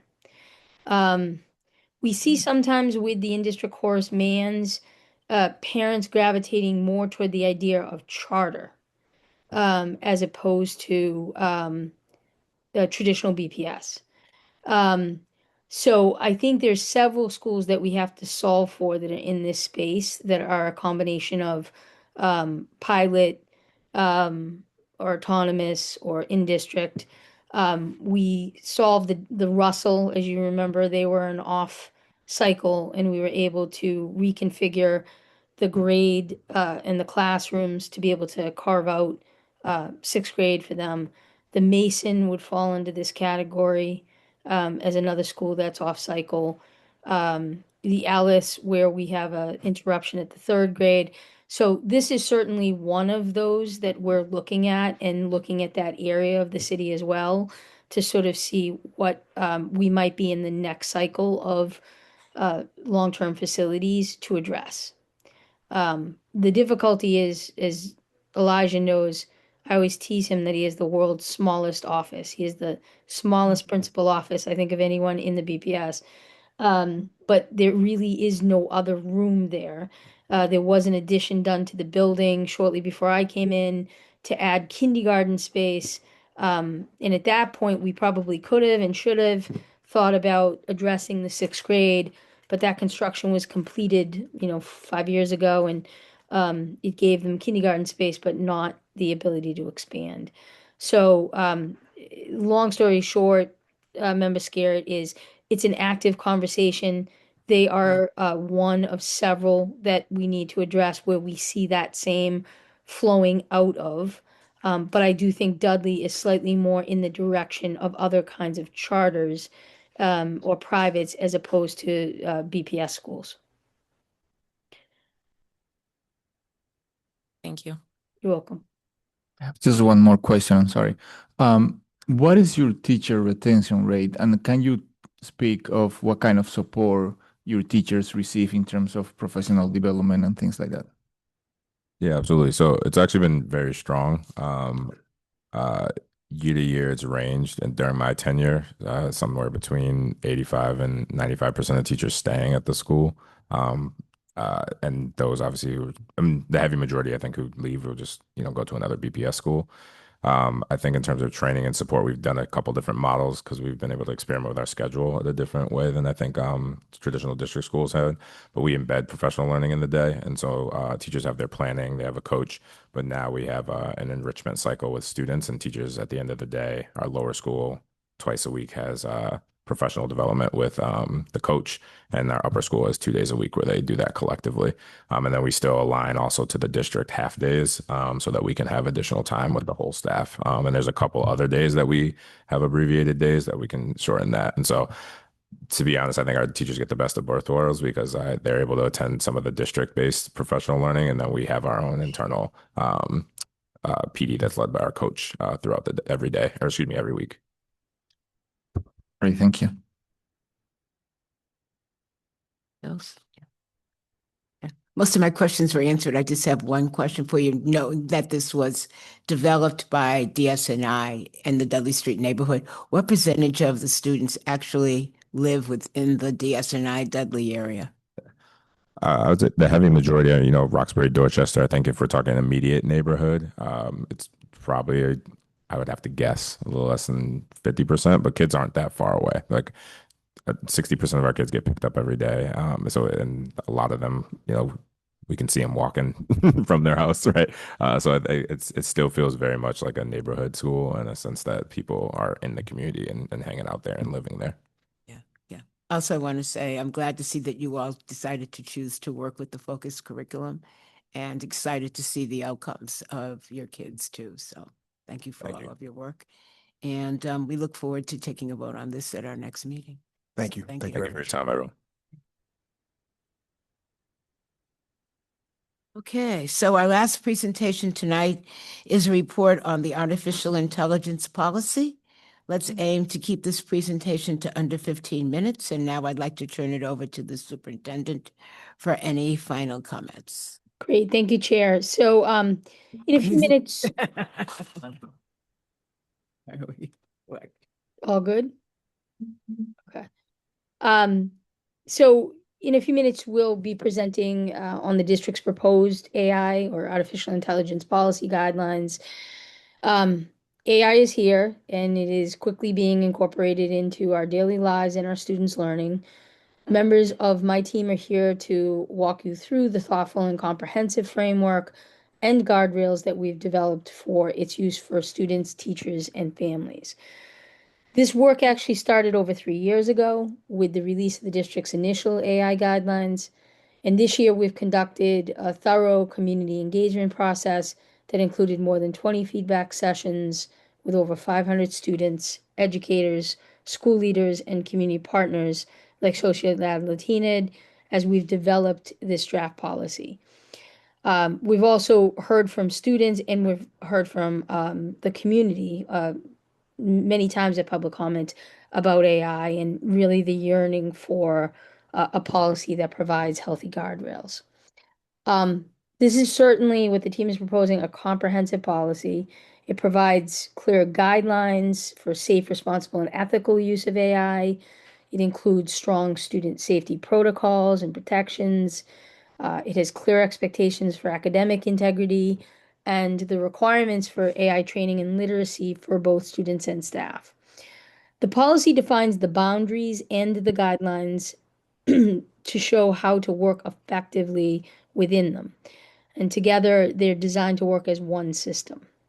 So here at BPS, we've been using AI to improve how students learn. As part of the presentation, you'll see a short video explaining how AI is being used at the Elliott K-8 Innovation School to support and enhance student learning and outcomes, not replace human interaction or instruction. And I think several of us attended, the Elliott to be able to see and participate in that walkthrough. And we had an opportunity to be able to talk to students directly and see how they were using it. In fact, the student that's in the video was actually the student that was in my group, and so you'll hear from her shortly. We will ask the school committee to vote for the approval of the policy at a future meeting. But at this point, I think we should just get into the content. And so it's my pleasure to introduce Lisa Ire, who's our Chief Technology Officer, and Tony Beatrice, who's our Deputy Chief of Teaching and Learning, and they will lead you through the presentation. So Lisa and Tony. Thank you, Superintendent Skipper, and good evening, members of the school committee. My name is Lisa Irie. My pronouns are they, them, theirs, and I am the proud Chief Technology Officer for Boston Public Schools. I'm joined this evening by my esteemed colleague, Tony Beatrice, Deputy Chief of Teaching and Learning. We're here to present the latest draft of our AI policy, which has been developed with feedback from teachers, staff, students, and families, over 500 members of our BPS community.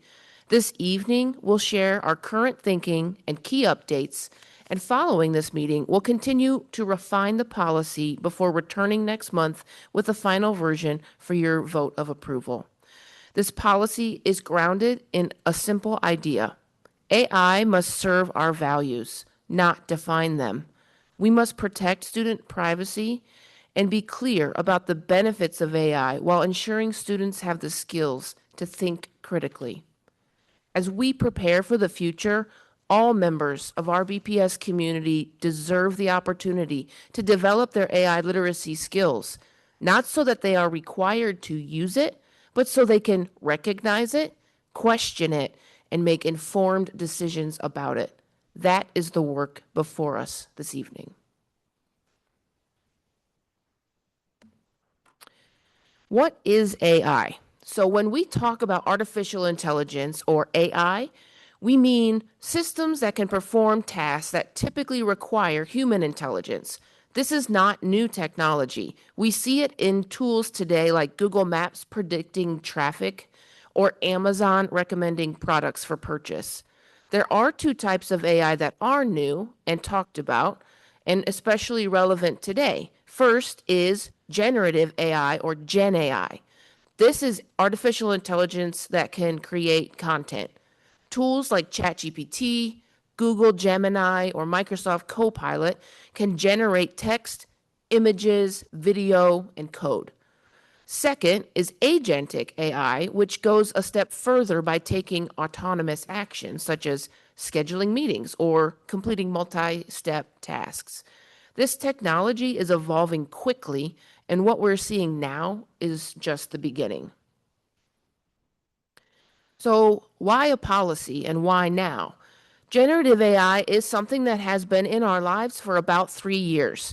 In 2023, BPS published our first AI guidelines and then released version 2 just last summer, which you can see here on the left. AI is evolving rapidly, and this is something that we are constantly reviewing and updating. You can see a more detailed timeline of this work in the appendix of this slideshow. These guidelines include things like a list of approved AI platforms and tools that have been identified using a set criteria approved by our technology department. On the right, you will see our proposed AI policy, which, thanks to significant community feedback, has also seen several iterations. The guidelines focus on implementation, providing practical strategies and examples of how AI can be used in classrooms and daily work. The policy creates the structure that makes that use safe and consistent with clear expectations for ethical use, student privacy, and data protection while ensuring all students and staff build AI literacy.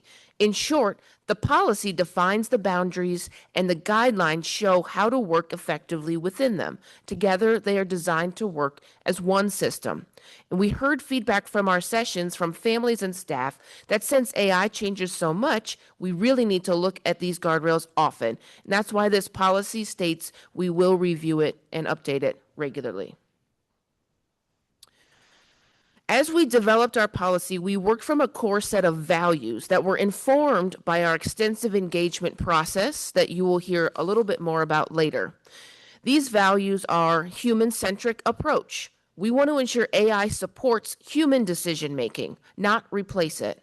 Educators and staff remain at the center of all instructional and operational decisions. Equity and inclusion.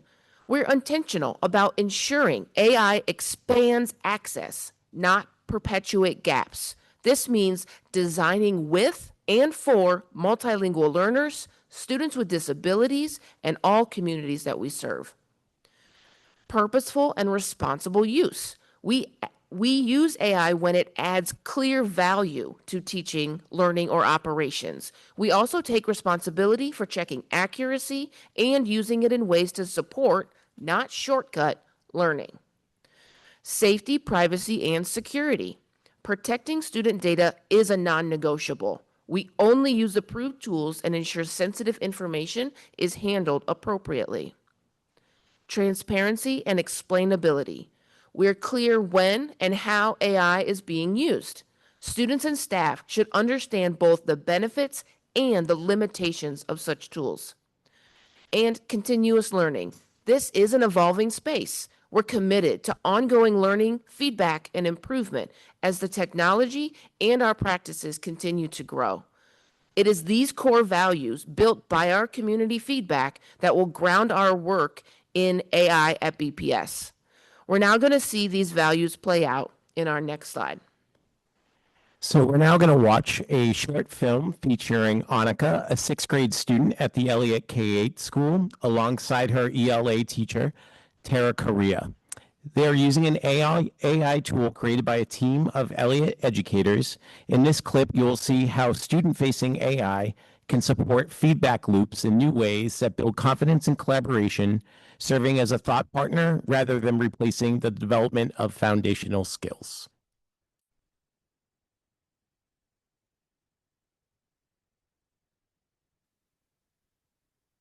My name is Annika. I'm in 6th grade and I go to the Elliott K-8 Innovation School. My name is Tara Correa. I am a teacher. I teach reading and writing. We use AI as thinking partners. We do a lot of oral rehearsing, which is like, what are some of the things that you're thinking? What would you do if you're going to create that project? Once the kids kind of did the work, we're like, okay, this is when AI kind of like serves as this great tool where students can get the feedback they need to make those improvements. I was focusing on immigration and ICE and how it has affected many because their identity matters and some people just strip that away from them. It gave us like reliable sources to use as articles, and it also gave us more information on it. It doesn't say like, oh, this is good or this is bad. I think it really helped me understand all the depths of this topic since it is a really challenging topic. One question I asked was like, what are the specific things that I could do to enhance my writing? It told me to improve my explanation, and instead of explaining how the evidence matters, why the evidence matters. And it like kind of unpacked that for me so I understood it. Students have improved dramatically. Even when we were just teacher facing and giving students real-time feedback, we saw really huge growth on students' writing. And now that we switched it to student facing, we're seeing students collaborate more. We're seeing students have a little bit more confidence in being able to say, this is what I'm working on, this is what I'm growing. But we want to remind them the benefits of using it as a thought partner, not to use it to do their work and take away or strip away their foundational skills. I think it's a really good push to have teachers use it for their teaching practice, but also use it to teach students how to use it to best serve them. I think it's really important because there's going to be more and more AI incorporated to our daily lives, and I think if we start as young people, then we can be more prepared for the future.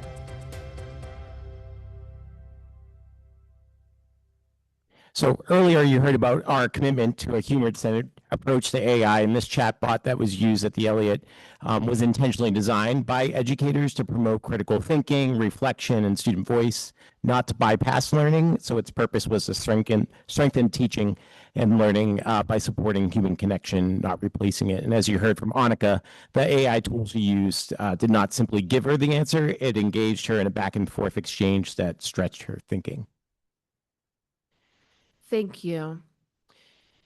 As we take a look at the actual policy before you, you all have a draft of our latest iteration. We've organized this document into the following sections based on our stakeholder feedback. One is our vision, core values, and guidelines, right? This section sets the tone and clarifies that AI is a tool. And it's our people, students, staff, and community who will remain the focal point. Two is data, privacy, and security. This section responds to the feedback around data privacy concerns and ensures we have proper control over what systems and tools are being used across the district. Three, AI in teaching, learning, and professional practice. This is the section where we stress the importance of keeping the human decision made about AI outputs at the forefront. Four, prohibited uses of AI. This section is where we address cyberbullying and harmful content generated by AI aligned to newly released state guidance. 5, student use and expectations. This section sets clear, developmentally appropriate AI literacy and access for our students. 6, family engagement. We included this section directly in response to family feedback. Our families want AI literacy training to remain informed and transparency about how AI is being used at BPS. Then review and updates. We acknowledge this is a constantly moving target and evolving technology, so we will update our policy and guidelines regularly based on feedback. Our appendix reference circulars. We're working to update these circulars that are impacted by the publication of this policy to make sure that this is interwoven within our organization. And lastly, a glossary of terms. There are many new technical terms that emerged with this technology, and we strive to define those so that we have a level set for everyone. Now you'll hear more about the rigorous engagement process we use to inform and refine this policy. So this policy has been shaped through extensive feedback from students, families, educators, staff partners. As you've heard, over 500 folks have really been part of this process. Each time, every week that we've been through this, we've had meetings to discuss. I think this is version 8 of the policy that we're on right now. So it's been an iterative process. We want to thank the BPS Office of Family and Community Advancement and the digital learning team who have been part of this the last few months as we've been engaging with all of our partners. We've had within these engagement opportunities been meeting with students from the Boston Student Advisory Council, the Academic Mentoring Program. We had over 100 students from across 11 BPS high schools who met 2 weeks ago at our first ever BPS AI hackathon with MIT Day of AI. We've met with the Citywide Parent Council, Special Education Multilingual Family Groups, school leaders, partnership leaders, including City Year, Sociedad Latina, Boston Debate League, Boston University, and we're not done. We have upcoming engagement sessions with our family liaisons, BTU leadership, Parent University, Boston Compact, and students with the Boston Debate League. I think after hearing public comment tonight, we should also reach out to Sociedad Latina and meet with the students from that organization as well. So we can jump to the next slide and hear some of the feedback that we've heard from the stakeholders, and that there's a strong support for a thoughtful, values-aligned AI policy that keeps human judgment at the center while also recognizing the importance of addressing concerns around privacy, bias, environmental impact, and also maintaining critical thinking. For policy and procedures, stakeholders are asking for clarity, specifically around guidance on when and how AI can be used, expectations for disclosure, and strong guardrails around student data and appropriate use. During one of the feedback sessions, a family member, a parent, shared that the expectations weren't really fully clear to them, but then we showed them the guidelines and they were like, oh, that's exactly what I was looking for. So that was an example for us where we need to be a little more clear that the guidelines and the policy sort of go hand in hand. We should always make sure that we're publishing those documents together. So that's something that we're taking note as well. And for training and capacity building, there's a clear need for consistent system-wide training for not only staff and students, but also for families. And we're going to be spending a lot of time this summer to build the resources out for our families that we're going to launch in the fall. So the professional development will not just be for staff and students. We will be doing a lot for our families. So what do next steps look like? We are going to continue collecting feedback in the coming month, refining the policy before bringing it back to you this June. Over the summer, we're going to act on what we heard. We're going to be launching new resources for students, staff, and families so that as a city, we build a shared language of understanding around responsible AI. Seems like every week we're seeing new platforms, new use cases, and this is just the beginning. We look forward to your questions and feedback tonight and over the next month. Thank you. Thank you. So now I will open it up to questions, comments.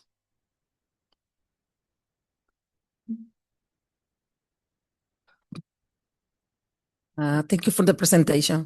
I love when you say about the community, the community voice. It's very important. Today, public speaking talk to about the people no es machine. The people need reading critical, no only a través de la inteligencia artificial, not only for AI, right? So when you mention involve the community, it's very important. I love when you say the next step, I can open feedback. Is the conversation is open now? It's open conversation. I have a timeline for continual. I think it's for the family. The AI es here, es coming, como está aquí. Tenemos la inteligencia artificial, definitivamente. AI is definitely artificial intelligence. We have it. It is here with us. Lo que tenemos es que darle un buen uso. What is critically important is we have to give it a good use. Sí, darle un buen uso y escuchar estas voces que hoy vinieron aquí a testificar, que estuvieron hablando de darle un buen uso a la inteligencia artificial, yo creo que es bien importante. So I do believe personally that we have to give a good use to artificial intelligence, and we have to be able to hear the voices that they were providing their testimony regarding artificial intelligence. It is very important to hear those voices. Y los felicito porque la presentación que hicieron se ve bien completa, están tomando estas partes y eso es importante. I do congratulate you because the presentation you gave us is very comprehensive, and you consider every single point in that. Así que vamos a continuar haciendo preguntas, vamos a continuar enviando nuestras recomendaciones, escuchando a la comunidad, a los estudiantes.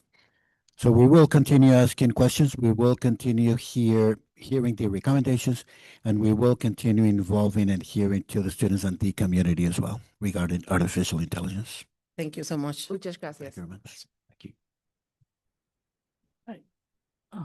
And I have. Sorry. Thank you again for the presentation. You got me at critical thinking. I think these machines could easily take over. Just kidding. I have a couple questions. One is, how about biases? AI give you what you give them, and we always heard the story of the students giving a picture to AI and saying, "Make me look smarter," and it makes them look white. So that's my first question. How are you thinking? Is there anything there about the biases of the tool? Yes, 100%. And it is outlined in the policy as well as the guidelines. And our literacy will approach educating folks around the biases that do exist, because you're exactly right, Member Peralta. When you input something into AI, it is going to reflect back usually aspects of dominance culture, white, male, tall, etc. And so those are going to be key concepts, bias, and actually what am I trying to say? Mistakes. Like AI does not give you accurate information. So we're going to educate our students and staff and family that you cannot simply trust the output as is. You must challenge it. Mm-hmm. Thank you. Are we thinking about, like, this can accelerate learning and the process in the classroom, but are we thinking about what we are missing, what we are leaving behind? I'll give you an example. When we heard from the BSAC students early today, when I asked them about what motivates you, there was a lot about the human connection. It was about, the mentors that I have, the people that I look after, and the students that are coming after us, that we are doing this work. So how can we utilize the tool of AI, but at the same time don't allow it to take over in the development of these relationships and these connections between the students and the teachers and the students and students? It's a really great question. And I think while this puts into place like the spirit and the values that we want to see played out, it will be up to every member of this community to ensure that we hold that sacred, because the human connection cannot be replaced. But again, it will be up to every individual to decide that that is the value. Great. Another thing in terms of what we may be missing by using the tool, and I'm going to give you an example, not citing things that happen between my daughters and myself, because in a couple of occasions that has been taken to prove things wrong or right. But I hear stories about a parent leaving notes to their daughters in cursive about their chores, and the students claiming that they cannot read cursive letters. And I'm thinking, like, what else are we leaving behind and giving everything to this new technology to take over? I don't know. Like, how can we keep the best of the both worlds? Yeah, I mean, for me, and I don't know if Tony has a different approach, but our approach to this has to be collaborative. We have got to listen to not only the experts in human psychology, sociology, our educators will inform our way forward as the professionals in this space. So it will not be decided by just one person, but by our entire community to decide, to your point, what do we want to carry forward and what is important to us as a community. So we'll get to choose that. Thank you. My last question is, we hear through different of these public testimonies, especially from the students, the concern that this policy could be used to apply just to them. And that's not fair. I'll tell you many reasons why it wouldn't be fair. But one is that they are the experts. They are way ahead than me and the teachers about using this kind of technologies. I heard the other day that you can use the tool to write an article and then ask the tool to humanize it. And I was like, what? Yeah, you can insert errors to prove that it was a human that wrote it, which is, so what do we have there? The students are going to catch the teachers doing a poor use of the AI, as we heard from the Sociedad Latina students today. And I encourage you to keep talking to these kids. But tell me about how this tool applies not just to students, but also to the staff and the schools. Yeah. So you mean about how the policy doesn't apply just to students? Correct. Sure. It does apply to staff, and it puts guardrails into place to hold our staff accountable to using only the district approved tools and only putting relevant information into those tools so that we are not accidentally introducing risk or breach of privacy.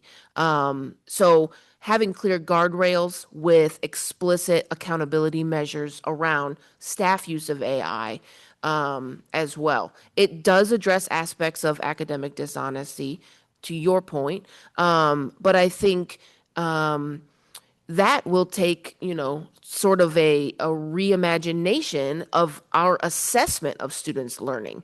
So yes, we will find ourselves, trying to chase our own tails until we rethink how we assess and measure student outcomes. Great. So you are saying that there are some guidelines on the honesty of the academic learning, but how about the teaching piece?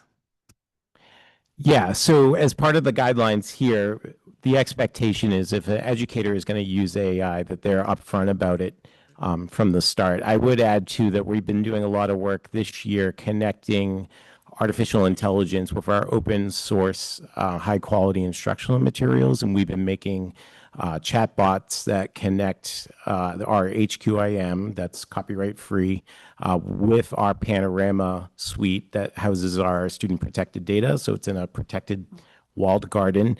And we're beginning our process now of training up all of our school leaders, our regional superintendents, and then our educators as well. So that way, educators are not using random AI tools, but what they are using is connected directly to the curriculum, and that when they are using it, it's also connected to the students in front of them to make pivots in teaching practice in that moment. Great. I think that should be communicated to the students too. Yes, that's great feedback. I'm so happy that they asked the bigger questions. So my questions are around the policy and the evaluation. To measure the success of the policy, can you talk about what measures will be put in place to understand what is working after June 2026 vote? And what specific indicators will be used to identify responsible, safe, and effective use of AI? Yeah, I think most of our AI use as of now is focused around the work of teaching and learning and in direct support of positive student outcomes. And so it is very new, and I'm sort of looking at Tony here to, are there measures that we have in place or are those being developed now? Yeah, so well, I forgot to mention as well. So far we've had over 3,000 staff members who have undergone the training, what we call demystifying AI. So that's our groundwork, beginning of AI, understanding the biases, what it is. And with this policy, all staff would be trained. So I think that's indicator number one. The second indicator that we're looking at is the use of our Solara AI tool for teacher-facing AI and having a better understanding of what schools, how many educators, what grade spans, and are we servicing our multilingual learners and students with disabilities best for accommodations, modifications, utilizing this tool would definitely be an indicator of success for us in teaching and learning in particular. My other question is around implementation. And on slide 4, you talk about equity and inclusion. And AI literacy becomes the core focus of Boston Public School. So it made me think about the pandemic, and we had to put all these measurements in place and hotspots and try and help all our kids that are disadvantaged, if you can say that. So can you talk about the plan to ensure that the students and families that do not have access to internet or advanced internet are included in this policy? How would you support them? That's a really great question. I mean, right off the bat, we are a one-to-one district, so every student has access to a Chromebook for their own use. We partner with the city's Wicked Free Wi-Fi and our Boston Public Libraries to partner with their hotspot lending programs to ensure that there is some availability. And then I know there are partnerships in place with providers like Comcast to offer high-speed internet at affordable rates for families who may need financial assistance because internet is a basic utility now. So those are a few pathways, and I think when it comes to the AI literacy, developing materials that we can deliver in community with our families, their family liaisons at their schools, or any of the programs that they're associated with to help bring up their understanding of this technology. And then in the fall, we will be launching teachers who will be stipended to teach core AI literacy courses to our schools at the 9th through 12th grade levels. And then an iterative process over the next few years will be kind of rolling that across age appropriate to the greater K-12 system. So another question is, most of our schools now becoming 7 to 12. So, and this grant is for high school.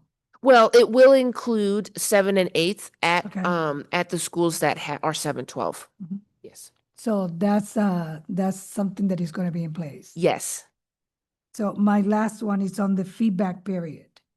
The end is this is in May, the end of May, it will be our feedback, and then we vote it in June. Can you say a bit more about what this open feedback period is and who is giving feedback to you guys? Who is Yes. involved? Yes. So we have we have an extensive list that we can share with you and all the members after the meeting of who we've engaged up till this point and then who we have yet to come. But some of the upcoming ones, just for your information, are in-person family sessions in community So going to schools and having in-person sessions with those communities. We are going to be hearing feedback from our family liaisons, our staff members who serve as that point of contact, UMass Boston, and we have ongoing asynchronous and multilingual feedback through a link where folks can read the policy, provide feedback, and those will be collected and incorporated in our updates when we bring that to you in June. Yeah, and I would add that we're meeting with the students of Boston Debate League, and two of the students just won a national competition, and their platform was on accessibility of AI as students, which was pretty hip. Very good. So those are my questions. Thank you.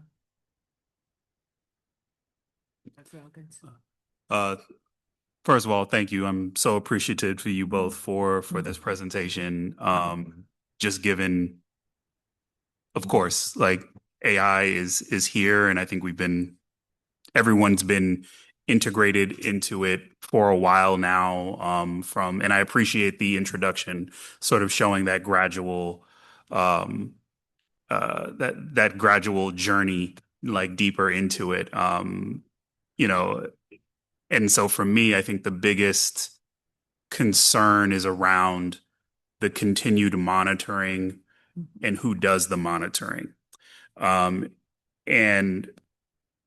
I'm thinking, because it really just shows how we're holding each other accountable. So I'm really curious as to how you've already started that work across departments, because we are focusing on the teaching and learning aspect from the student perspective, from the staff perspective, but folks across the district are going to be utilizing AI tools for a number of different things. I can point to our social workers. I already know AI is utilized in diagnostic practices. So there needs to be a continued monitoring and of responsible use. So I'm really curious, rather than just convening a new task force to sort of monitor this, how is each department looking from their unique vantage point to say, how is AI becoming more relevant in my role? And how do I raise the conversation of how to monitor it as we move forward? That is a great question. There's a lot of complexity in this. And so we are we're standing up some new structures. So essentially, right now we're trying to first collect all the areas where AI is being used throughout our organization so that we can begin this work, to your point, to say, is this appropriate? Does this fit our values? And is it aligned?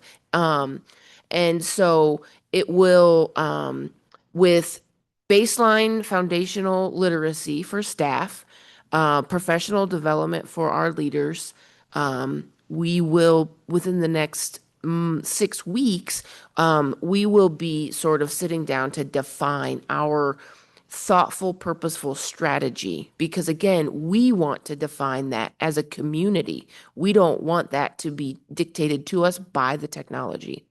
And so defining the role of AI in teaching and learning, in district operations, will be the work of this community over the next several months. And then that will inform our way forward and the accountability structures that we can build off of that. So it'll be like a miniature version of the strategic plan building process. So, I mean, in along that line, as you all were talking earlier about perhaps what could be metrics that you might even consider, like one of the things on at least on the student side, student mental health as an indicator. I mean, we already have national data about students' mental health being sort of compromised, particularly with the use of generative, like AI. So it'd be interesting to see how our district is faring. Additionally, we'll have to, like, we should definitely talk more about how this is impacting our opportunity and achievement gaps for sure. It can close if we're talking about adaptive learning tools and things like that, which is a form of AI, but it could also widen many of the gaps, as with many educational technologies. So it's always like a cause for concern, particularly for the most marginalized communities. So one, thank you for your work there. And I think also the last thing that I'll ask is around perhaps what partnerships are you thinking about between the district and maybe community organizations? Because I really do appreciate you bringing attention not just to the fact that it's our staff and our students, but it's our families that also have to learn about this in parallel. And so I'm curious if you all are thinking about community organizations to sort of help do a lot of that educational work around critical AI literacy. I think at this point we're open, right? Like we're at the beginning of this journey. And I don't want to pretend like we have more than we do. So we're open to making those connections. We're actively seeking out partnerships. We don't have anything solid in place yet. But yeah, let's talk. Sure. If you're watching. And the last metric I'll say maybe as a district is to think about as we are utilizing more of this across the district, looking at the environmental footprint that we are leaving as a result of this too, as a district. So that just might be another thing to think about for monitoring. Thank you so much. Thanks. I have no question. Thank you, team, for the presentation. Very appreciative of both the process and your products, your draft product to date here. The first question, and I really appreciated the slide trying to offer that distinction between the guidance and the policy. And I'm wondering if you could say a little bit more about that, maybe from the perspective of where you imagine educators living in terms of what they need to be most familiar with, or where you feel like the PD is going to be focused. It feels as if the policy is the container, it's the safety, it's the guardrails. I've heard you use that word, but really a lot of the things I was wondering about the innovation and, the Annika's experience, you kind of find more in the guidelines. And so just wondering if that's more best practice and we're only approving the policy, and how teachers and school leaders and folks engage with each separately or together. I think you're right on the money. So the policy is the guardrail. This is something that the district feels strongly about having in place to name and mitigate the risks that are facing us around AI. So this is a protection mechanism to come out ahead of this and say, this is what this is. This is how we will use this. This is not how, we will not use it these ways, etc. The day-to-day interaction will come from the guidelines. And the guidelines really serve as the implementation mechanism, the best practices, the recommendations. It will house the approved tools list and eventually kind of a library of use cases. We've had a few iterations now of AI fellows, teachers who have engaged with this work thoughtfully and built successful use cases in various disciplines. And so we plan to continue that work as well, because again, it will come from our professionals in the field. It will come from our educators, kind of these best use case scenarios. So I foresee our day-to-day teachers in the classroom, they're interacting more with the guidelines than the policy. Yeah, and the policy, for me states like that we would be using magic schools. That's sort of the guardrail that they're using there at the Elliott. And then the guidelines was that as a team, it was a group of educators that worked together to build that chatbot. It wasn't just that one ELA teacher. There's a story behind there. in that case study, and that's what we need to highlight more in version 3 of the guidelines is bringing that to life. But there's a lot of work to be done because we have a lot of things that we are covering in this new policy.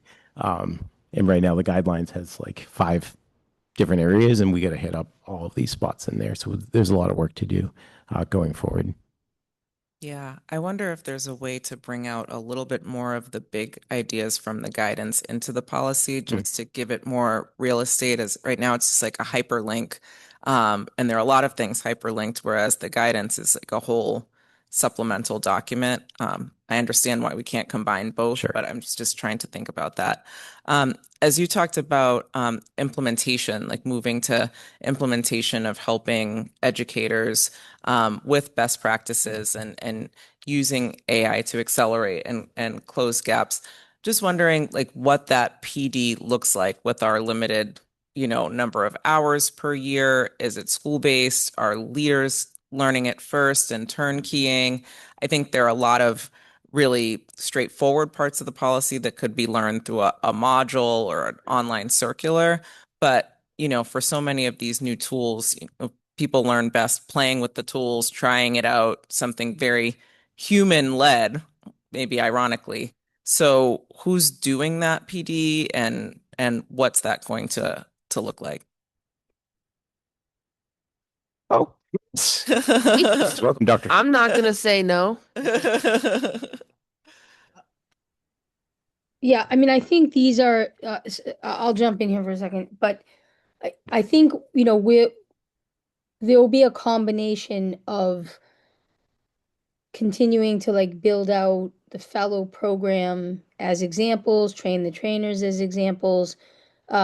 We do have a certain amount of hours that are part of the contract.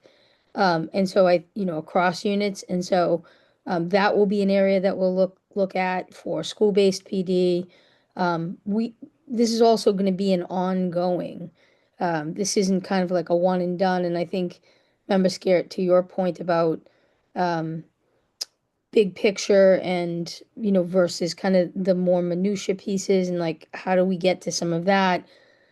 I think part of this is that this is something that's going to come before you different than other policies that may be on a 3-year cycle or a 5-year cycle. This is likely one that's going to come more often, just because of how rapid the technology itself is changing. This is once the policy is in a state that it's passing, that's when I think we can then start to have deeper conversations. Like we've already started having some conversations with our union partners, but that's when we'll have deeper conversations to figure out, what are the opportunity training pieces and then what are the parts that would be part of our obligated training that happens each year. And I'll just add that, we do have a dedicated team of digital learning specialists they're the ones that sort of built this work. They built the guidelines in partnership with teaching and learning. They've built the foundational AI literacy courses that are being delivered asynchronously, virtually, in person, however you want it. They're showing up.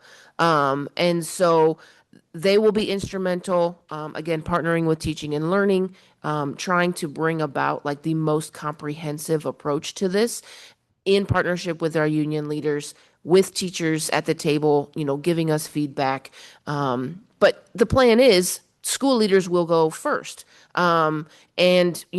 Just a few weeks ago, we were able to deliver. Our digital learning team actually, they spent time in 9 sessions in one day delivering this foundational AI literacy to every school leader across the district.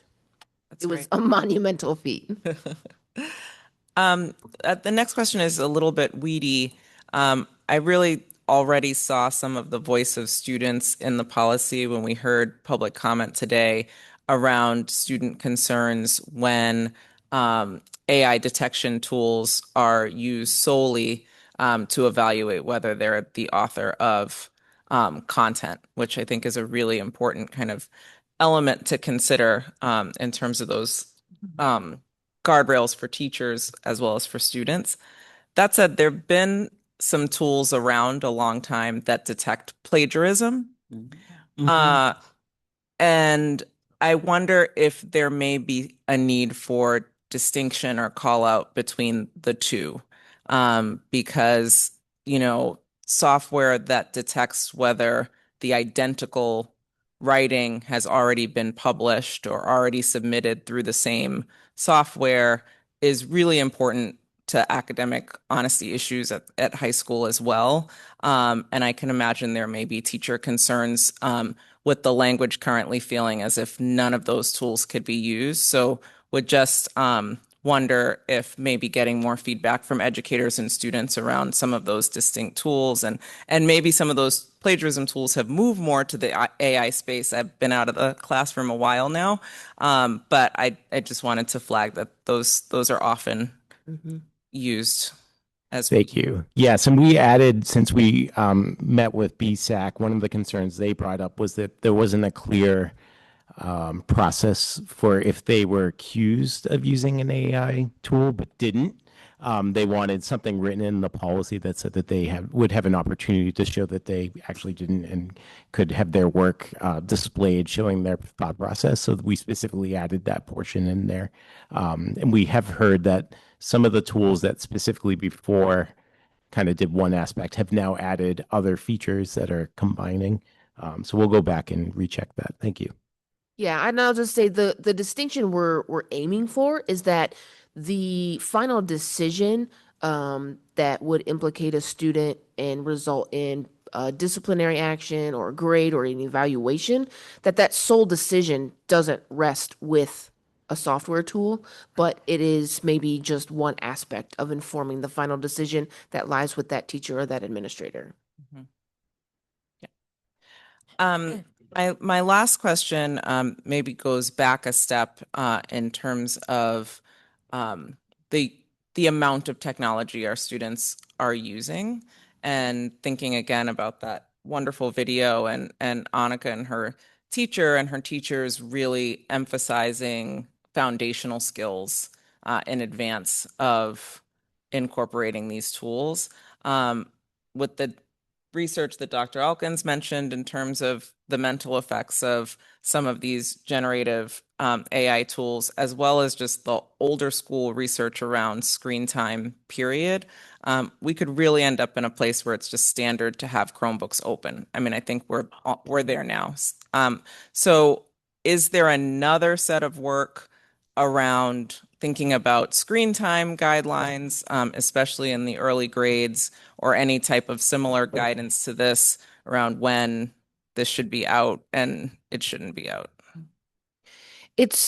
Yes. So what we're doing as a district is we're sort of pressing pause on, refreshing all devices across the district. As a result of the pandemic, where we had to go one-to-one, we sort of set this precedence.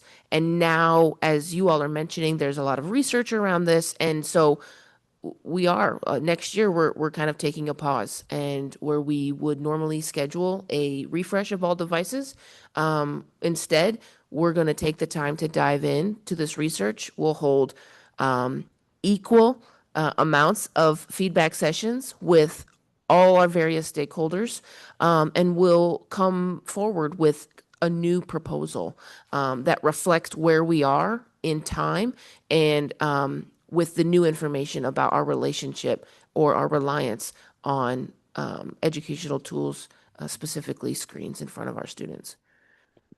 Yeah, I actually would like to jump in on that one too, which is, I think Lisa's absolutely right that it bears, more research. But a lot of the research is really not so much screen time as it is around particular kinds of screen time, and particularly the linkage to mental health with social media interaction.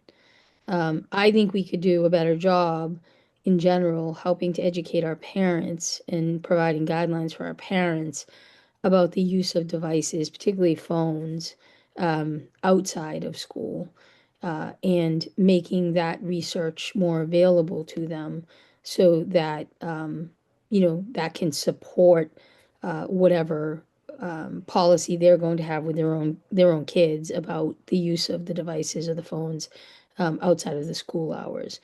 I also think we bear responsibility, age appropriate, to really look at the amount of time students are in front of screens versus interactive play and communication. What I appreciated about what we saw at the Elliott was that the screen time was really a small portion of what the whole lesson entailed. The interaction of the kids, the role play of the kids, that you heard Annika talk about, and their own individual work on their own writing piece, was the predominant thing that they spent the time on. And so that to me was just like a really good, responsible way of balancing the use of the screen and the tool, with what the goal of the lesson was. That takes time, it takes intentionality and development and training, right, of our teachers and our staff, to your point, Member Scarrett. So I think this is all the complexity of this and the complexity of what happens outside of school and what happens in the summers, and at night when students are up late on screens and video games. So I think this is just a bigger societal conversation, and we as public educators are part of that, and need to be part of the solution and raising awareness on it. Thank you, Superintendent. Most of my questions have been raised, particularly the one you just did at the end. But one of my questions was, do we have an overall tech policy for the district? I mean, thinking about what happened during the pandemic, and all of a sudden we had computers, we went from computer labs to now everything. Yeah. And this is a world that's just going to continue to race ahead of us. And what our kids are able to access at home is going to far outstretch what we're going to be able, how we're going to be able to prepare the response in schools. And the whole issue of parents too. I just looked it up. There's tons of AI software out there for preschoolers. And so how do we help the messaging, and how do we rethink our own school day? Because, as we've walked into many schools recently and observed in classrooms, particularly at the high school level, everybody's got their Chromebooks open. And you start seeing it go right down to third and fourth grade classrooms.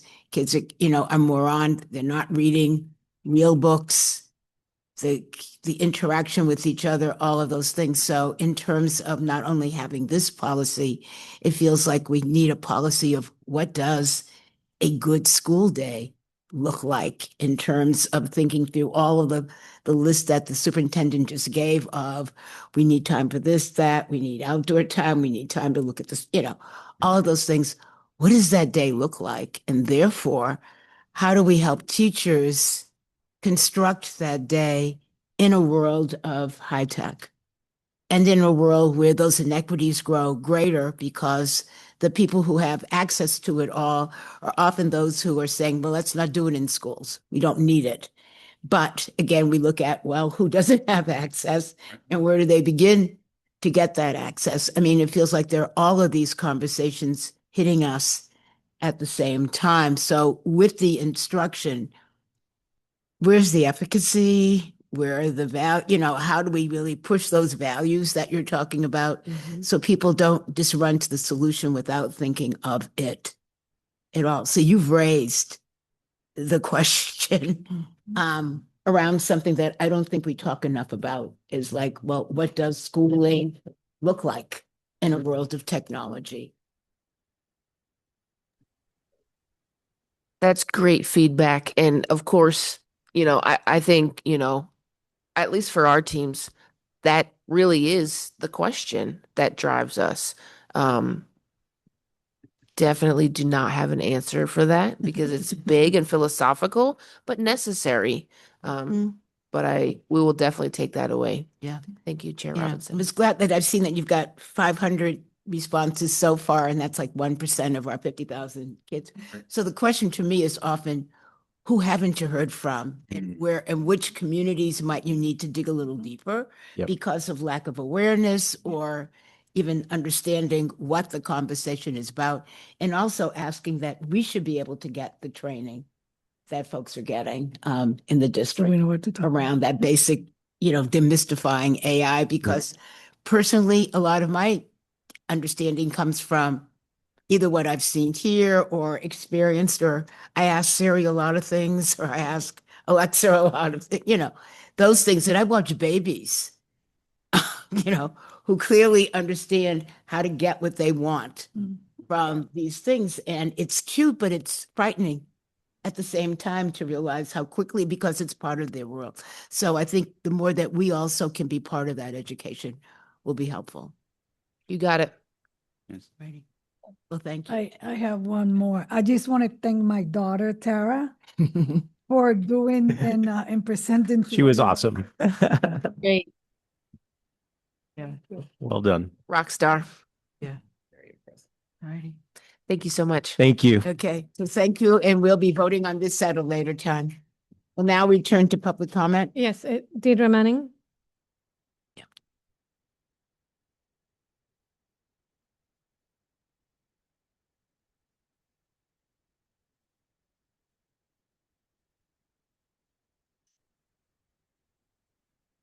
Thank you, members of the school committee. My name is Deirdre Manning. I'm a single parent Dorchester resident, and I have two children in public schools.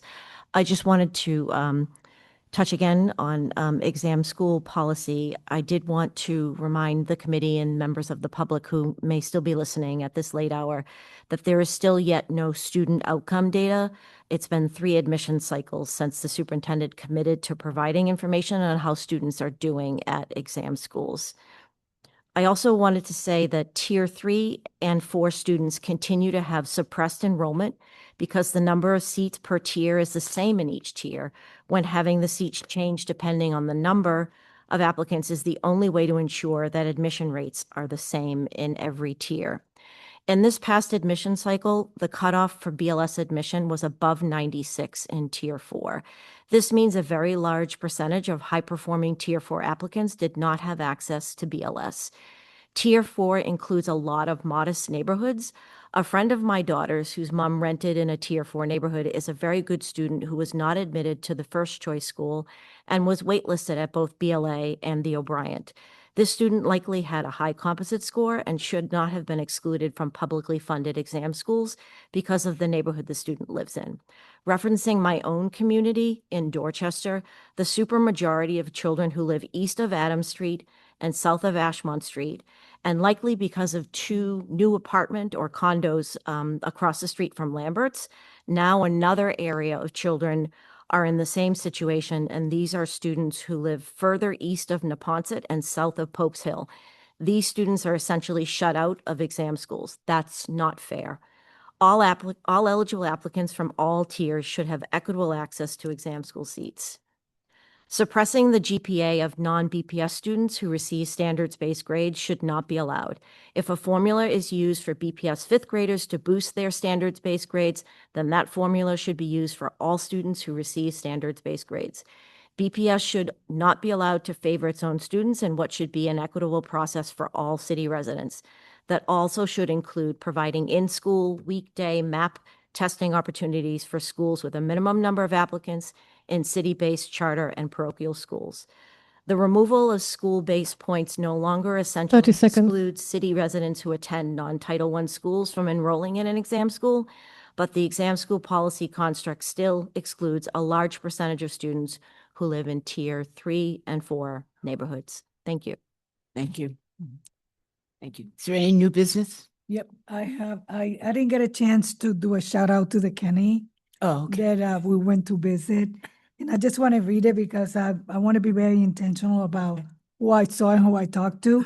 So I want to give a shout out to the elementary school, their ILT, Instructional Leadership Team, and the Planning Inclusion Team, and their wonderful teachers for welcoming me in the district to their on track. They're really on track of inclusion and happy. It's a happy school. So the team is very intentional when planning, servicing, and teaching all of our wonderful scholars. You want to experience joy, you have to visit the school and call. They're wonderful, excited about the work leader, Miss King. She's excellent. So I want to give a shout out to her Thank you. and the school.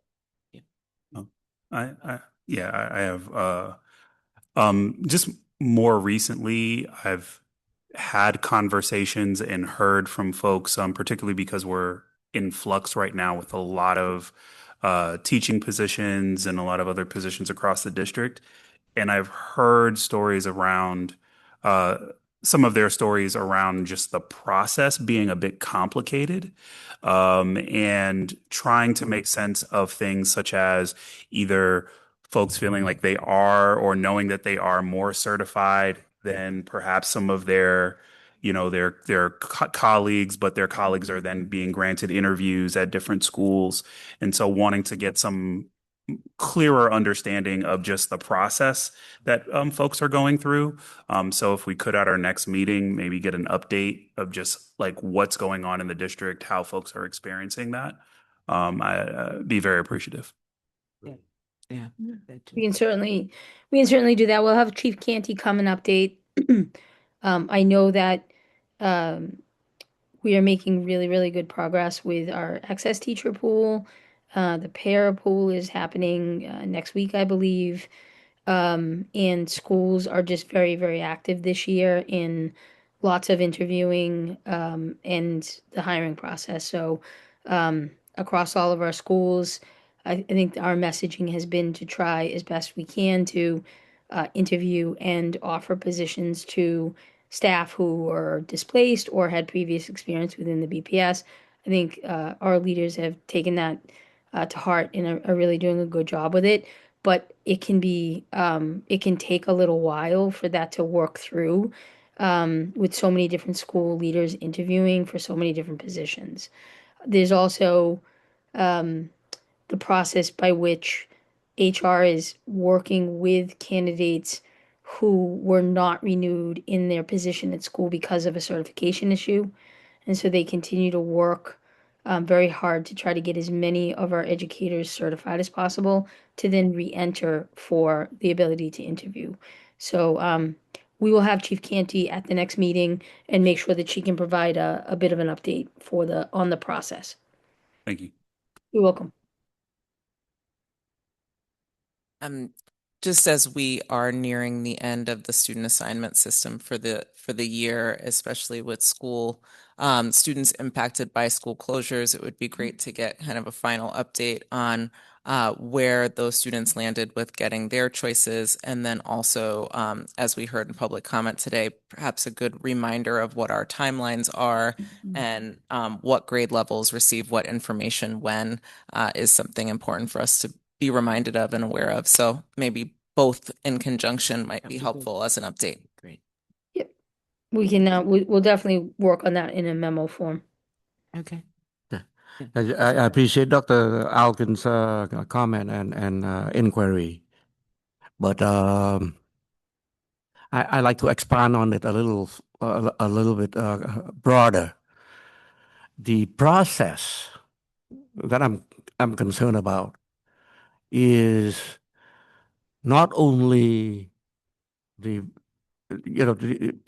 I want to see, I like to see the uniformity in the process of selecting candidates to be accessed and or to be reassigned to other jobs. I like to see if there is some kind of a concerted effort between the school in the administration and the BTU in formulating that process, and how does it work out? How does it play out in terms of the general overall of candidates as well as staff who have been cut or who have been accessed or who have been transferred to other positions. I'd like to see the entire uniformity of that process, including the interaction with the BTU. Thank you. Thank you. Okay, that is all I want to say. That the next meeting will be a retreat here at the Bowling Building on Wednesday, May 20th. at 6 p.m. The meeting is open to the public, and the next general meeting will take place in person on June 10th, 2026 at 6 p.m. So if there's nothing further, I'll entertain a motion to adjourn the meeting. Is there a motion? So moved. Thank you. Is there a second? Second. Is there any discussion or objection to the motion? Is there any objection to approving the motion by unanimous consent? Hearing none, this meeting is adjourned. Thank you all and have a good night. Thank you. Have a good night, everyone.